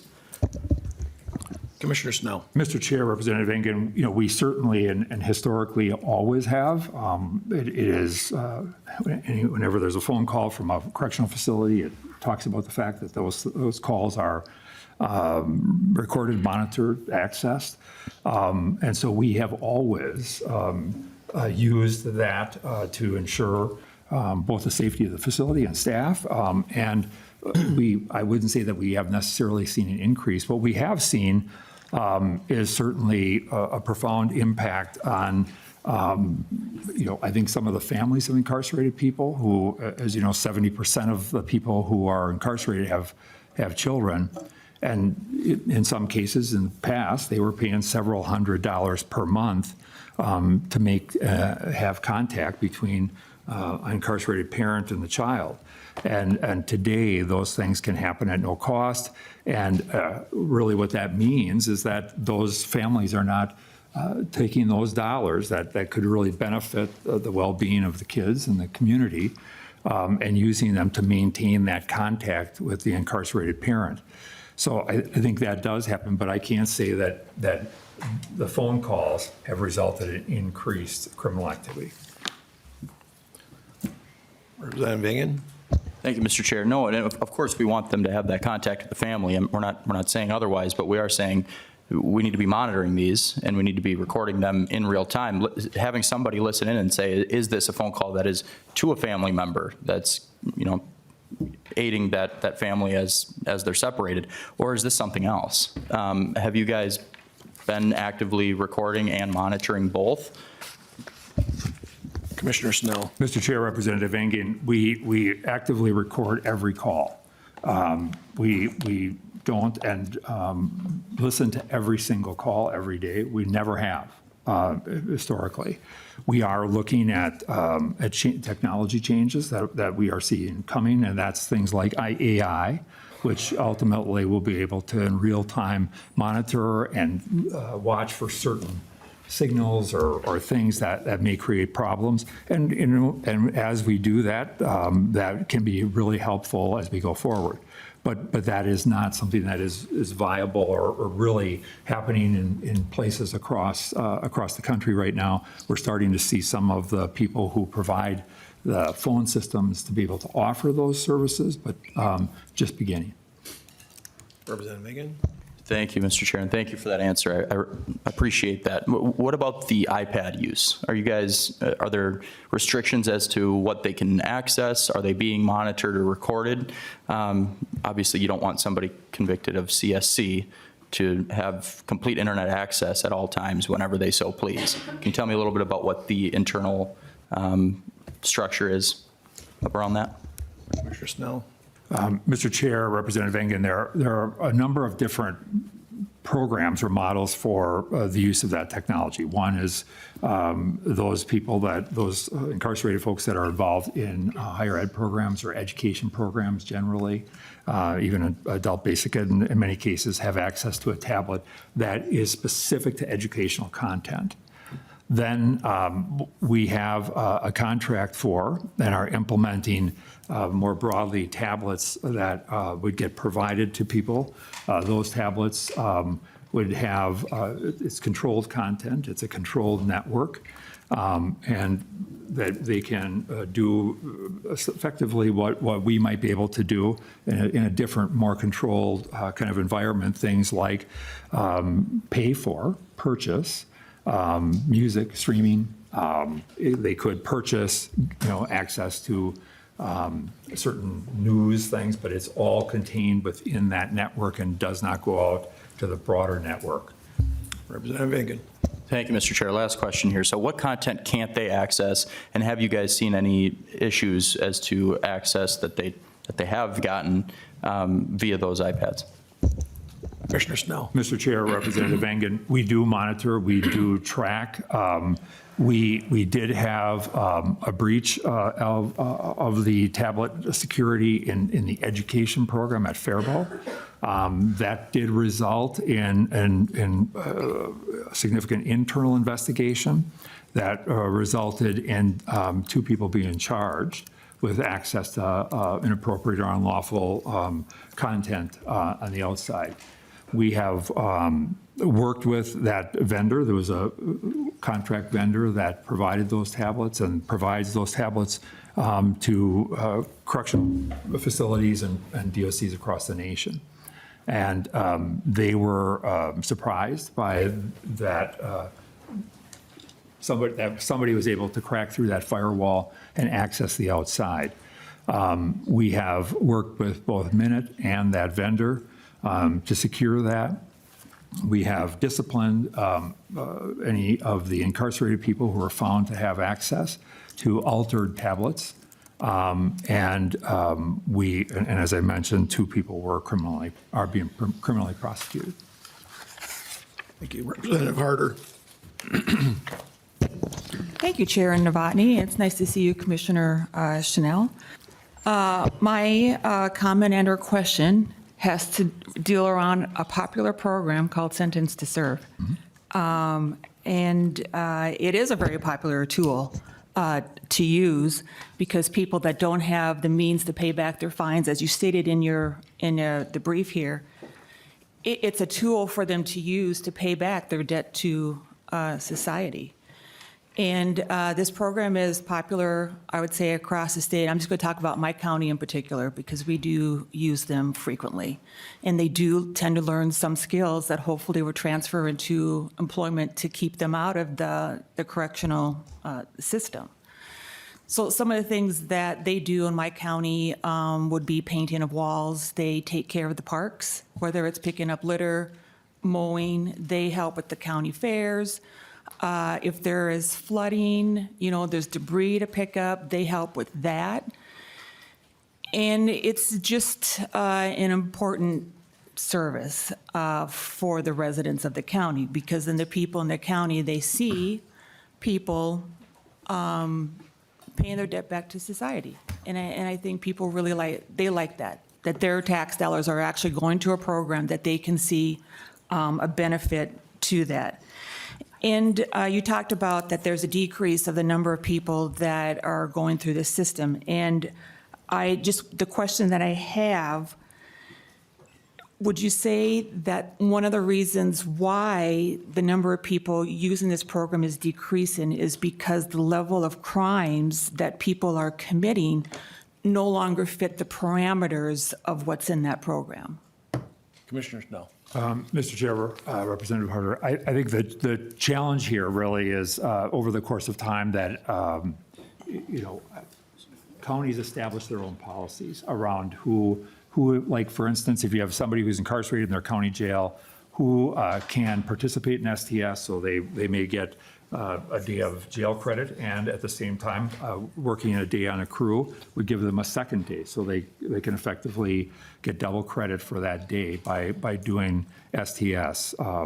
And the counties establish the protocols or the policies around who they are going to authorize to go out. I think one of the challenges is that, if people are at a risk level that they may be able to access work releases, for instance, Huber, as it has been known in the past, then those folks are oftentimes allowed to serve their jail time and go out to do work. And given the low rates of unemployment in our state, I think we're seeing people being able to access jobs that hasn't always been the case historically. And so because of that, I think that's one of the reasons that this has gone down. I also want to be clear that we run institutional work crews, AQUIC, as it's known, and we do that both out of some of the prisons and out of a couple county jails. Those were not included in this. It is the STS crews, and really, the key distinction here really became, and again, I'm not saying this is the case in every county, but when we begin to look at the number of counties who have withdrawn from the program first, and second, the low numbers of people that are on the crews, you may have 1 or 2 people with a full-time crew leader, the cost per client per day becomes really immense. And I think that becomes one of the challenges that both counties have looked at, and certainly we've looked at as the numbers have gone down. Representative Harder. Thank you, Chair Novotny. Thank you for that response. I will say that because I know some people that are actually, DOC employees that do this work, there is great value in this program. And I hear from the employees that some of it is due to the level of crime that people are committing, that they're not fitting the guidelines anymore. And so maybe what we need to do is to look at what is in the statute and what needs to be addressed to see how we can get more people out here learning new skills, keeping their hands busy, and and provide that value to counties. And right, some counties have eliminated the program for a variety of reasons. I mean, they're looking for ways to decrease their budget, whatever the case might be. But from my perspective, and from what I know at the county, there is value to this program, and it is popular. And people do see that. Like I just said, they're paying their debt back to society, and they actually see the work that they're doing.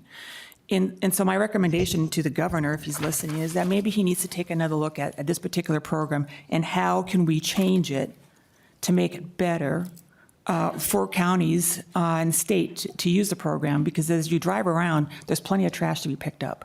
And we could certainly find the people that could do that. So thank you for listening, and hopefully we can continue that conversation. Response, Commissioner Snell?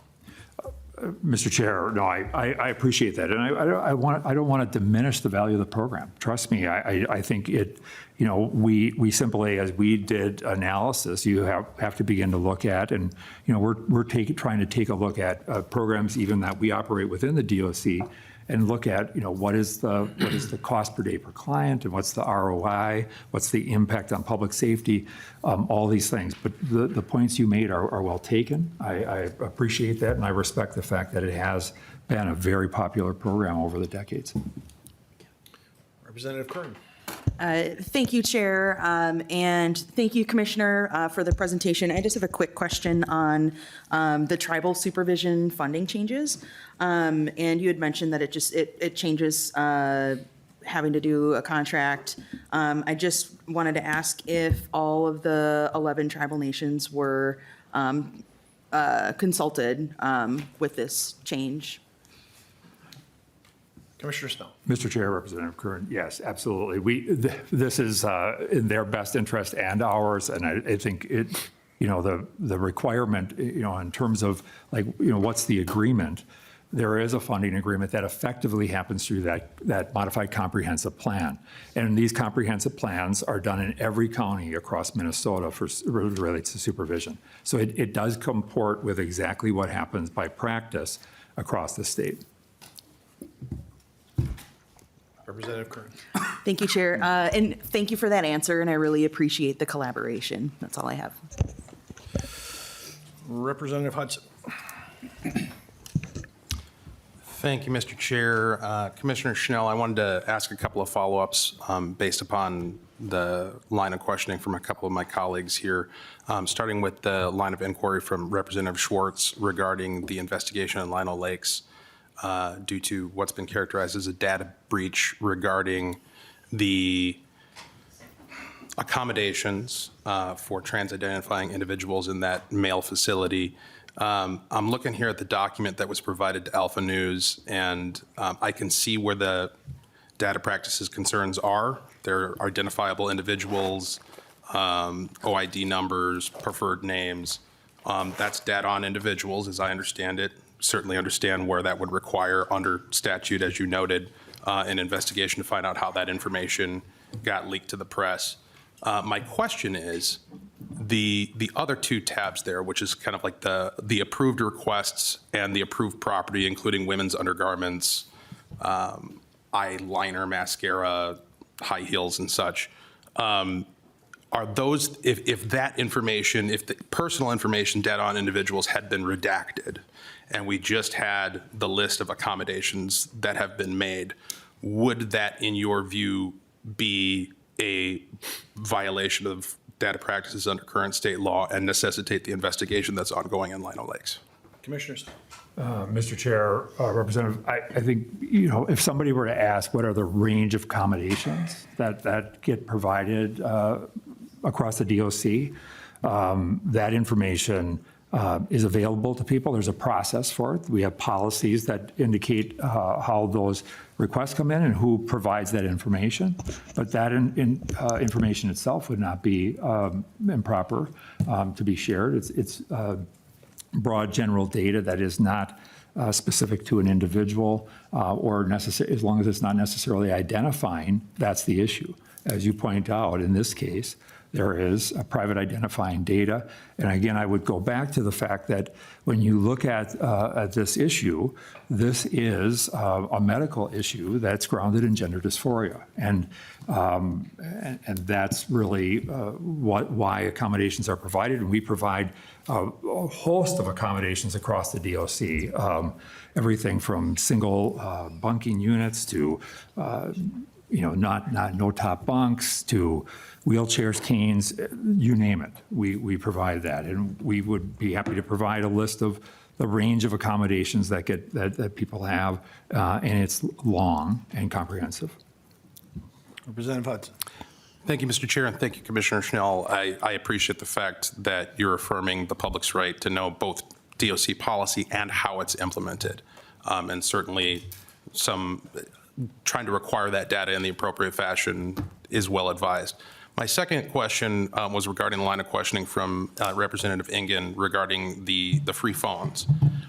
We've heard anecdotes that a phenomenon has unintentionally resulted in correctional facilities where now folks who, and I don't know how to properly refer to them, but cliques, gangs, whatever you want to call them, have taken to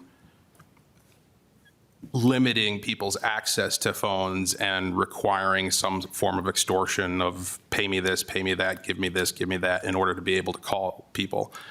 Can you speak to that, confirm it, or talk about what your response has been? Commissioner Snell. Mr. Chair, yes, Representative, we do have those issues, and we security groups, they're for us, they're security threat groups, gang activity, oftentimes organized groups who do this and attempt to exploit or control phones. What we have had to do is we staff those more heavily. We've changed processes in some facilities. They require a sign up. One of the things that I just approved in the last couple of days was that we will be implementing a gap between calls.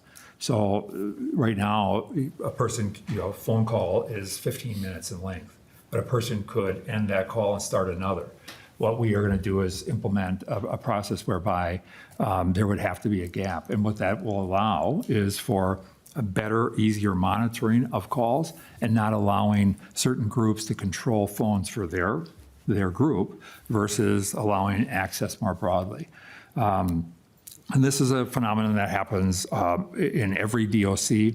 One of the long-term fixes to this is that in some states have been implemented and would be a possibility here, is that as tablets get implemented, phone dialers can become an option where they can dial from the tablet, and we can limit, what access, who they call, the times the phone's available. All of those things can be controlled universally or individually across the facility. But yes, that has been an issue, and it's something that we manage on an ongoing basis. Representative Hudson. Thank you, Mr. Chair, and thank you, Commissioner Schnell, for that additional information. Representative Duran. Thank you, Mr. Chair, and thank you, Commissioner, for coming out here and presenting to us today. Can you tell me how earned sick and safe time and paid family medical leave is going to affect you guys? Commissioner Snell. Mr. Chair, Representative, we know that there is an impact. We have addressed this by way of a plan, but we are still wanting to know exactly what the impacts of that will be. We struggle. We've always struggled, I think, with whether it's managing time off, making sure people get their time off. Now, for the first time, we really, with our staffing levels, are able to get people the time off that they need and those sorts of things. Our issue has been that we've never been at complement, and the fact that we are at complement gives us more ability, more room to be able to manage whether it's paid family leave or vacation leaves or military leaves. And we have many people who proudly serve in the Minnesota National Guard that work for us as well. And so we have to manage all of these different leave needs. And the fact that we are at complement really allows us or helps us to do that. Representative Duran. Do you see an increase in your budget because of it? Commissioner Snell. Mr. Chair, we are still assessing, what that looks like. I think the issue for us is how do we manage that with inside? And, sometimes that can be with, moving staff around and those sorts of things might be ways that we manage those issues, but we do not have a full sense of exactly what the impact will be. Representative Ream. Thank you, Chair Novotny, and thank you, Commissioner Schnell, for this presentation. I had a question about the mental health unit pilot program extension. I know in my county, Carver County, we had an inmate who was in jail for a lot longer than we had the resources to care for this individual. He was severely mentally ill. The staff, didn't have the training to deal with him, and there were no beds in the state to accommodate his needs. And so, I'm curious about how the pilot program is working. I'm curious if there's a waiting list or if the need for this care has been, alleviated by this program. And then my other question is, I've heard it's less about available beds and more about the need for staffing. And I'm guessing, I'd love to have you address that. Thank you. Commissioner Snell. Mr. Chair, Representative, it's a great question. This has been an option that has been available for some time. To be totally frank, we have not been able to take somebody on, and in part because of the voluntary nature of it. We did accept one individual for Greater Minnesota County where that individual, had a background as an MMA fighter and had a very, very serious mental health issue and had been highly assaultive, and the jail was really challenged in terms of dealing with him, and we were able to work out through court order an arrangement to bring him into the DOC because eventually, he was ultimately committed to our custody anyway. But it then requires a lot of time. We have staff that are in the mental health unit around the clock, nurses that are there, and correctional security staff. Psychiatry is in there, and psychology is in there on a day-to-day basis. That's not something that jails generally have access to. What we really would like to do is make sure that this option's available. We know that there are people with serious and persistent mental illnesses that are awaiting, Rule 20 evaluations. This is not intended or really going to fix a lot of that. It's 5 beds. We want to be able to be good partners. And one of the issues in this is some of the costs associated with this come back to the county. Now, we are, talking about looking at the ways that this gets addressed because we do think that, this is a criminal justice system problem. And to what extent can we as the DOC, with available bed space, help meet the needs for this particular high-risk population? So we think that the change in the statutory language will open that door more. And I can tell you in conversations I've had with sheriffs, there are a number that would love to be able to access this and use this resource, as the majority of these people are going to be likely ending up in the DOC custody anyway. And so our ability to begin that intervention, stabilization, and so forth really matters, and it can improve the safety outcomes at the local correctional facilities or even to mental health providers that may be providing services to that individual. So we really want to, we believe is a good resource and an opportunity to be good partners with sheriffs and jails across the state. Senator Ream. Thank you for that explanation. I appreciate that. Well, Representative, put your chairs in the upright position because we have a couple of questions left and we appear to be landing close to on time. So, Chair Moller. I'll be brief, Mr. Chair. Thank you. Well, first I wanted to say, Commissioner, thank you. I'm really impressed with the staffing levels. You know, it wasn't too long ago that we were sitting here and all of us were really fretting about how we could recruit and retain more DOC staff, more COs. And so I just really appreciate all the effort that has gone into that, and I'm glad to see those numbers where they are right now. I'll also just say I'm hearing there's a question about sick and leave policies, but I do know that as state employees and as union members, this isn't like we're going from zero to having these policies. These employees had pretty good policies before. I'm also hearing some concerns about data breaches, and we share those concerns too about any data breaches of any private information that's gone out. And we certainly would ask for what the extent you're able to share with us the results of investigation. We would certainly be interested in getting that information as well.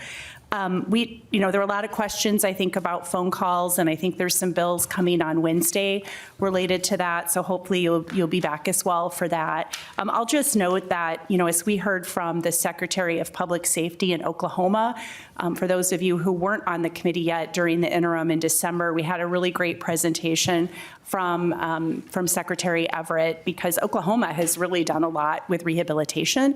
And this is not something that, Minnesota is being like so lefty on or whatever. These are things that both red states and blue states are doing, because these connections that people can have with their family mean a lot, not only to the people who are incarcerated and are going to be getting out again for the most part, it also means something to their family members who they're connecting with. And I remember her sharing the story about, with the pad, someone being able to watch their child's graduation and how impactful that was, not only for the incarcerated person, but also for the child who knew their family member was able to watch that. And I think those kinds of supports are important. But I look forward to continued discussion on that issue.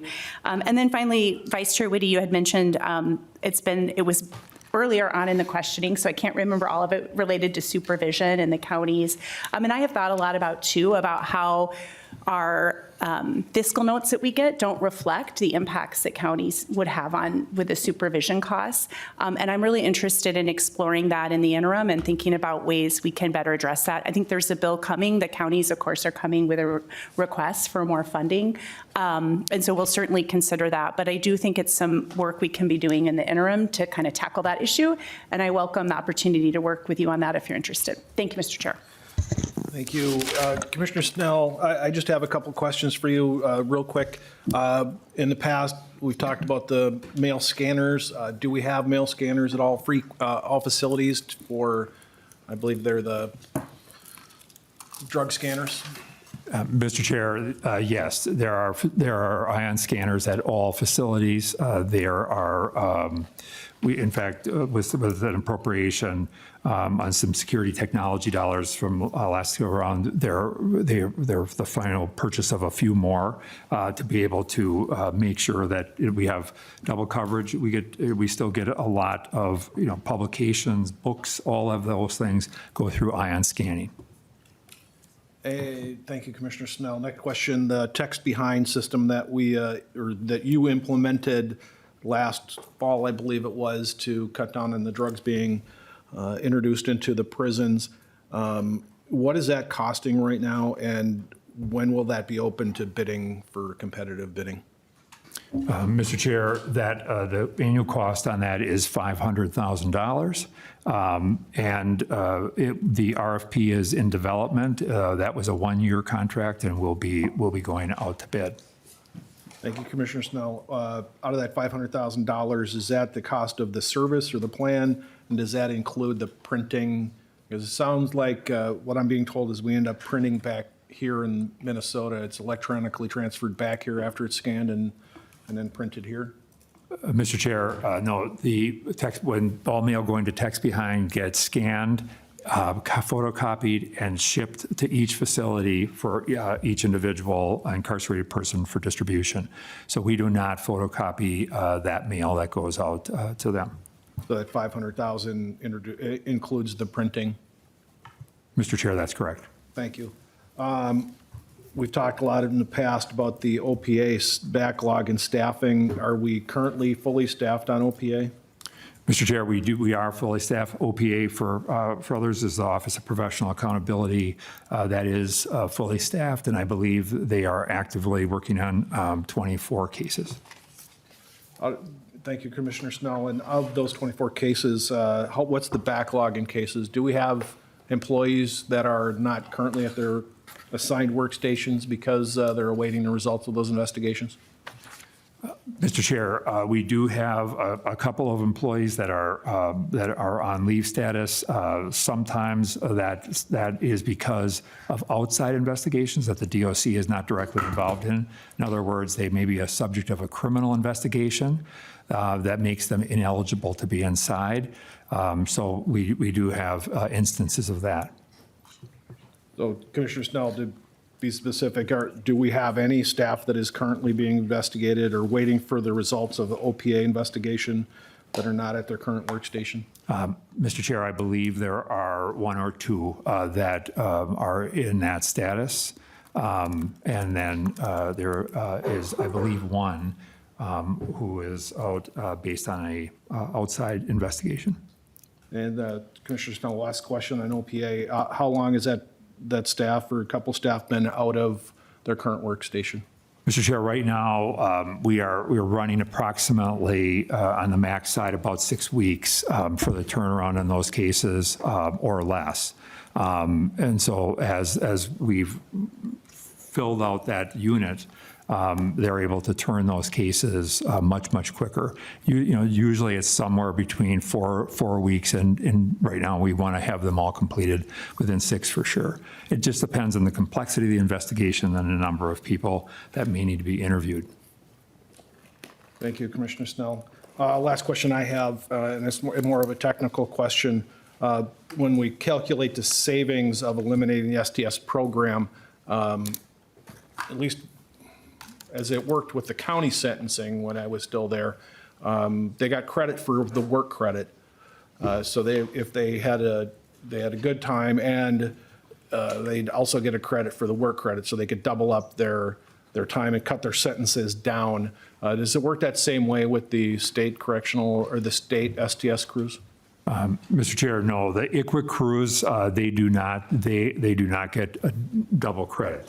That is just a work crew assignment. They work in a variety of communities across the state on a contractual basis and do much of the work that STS crews have done.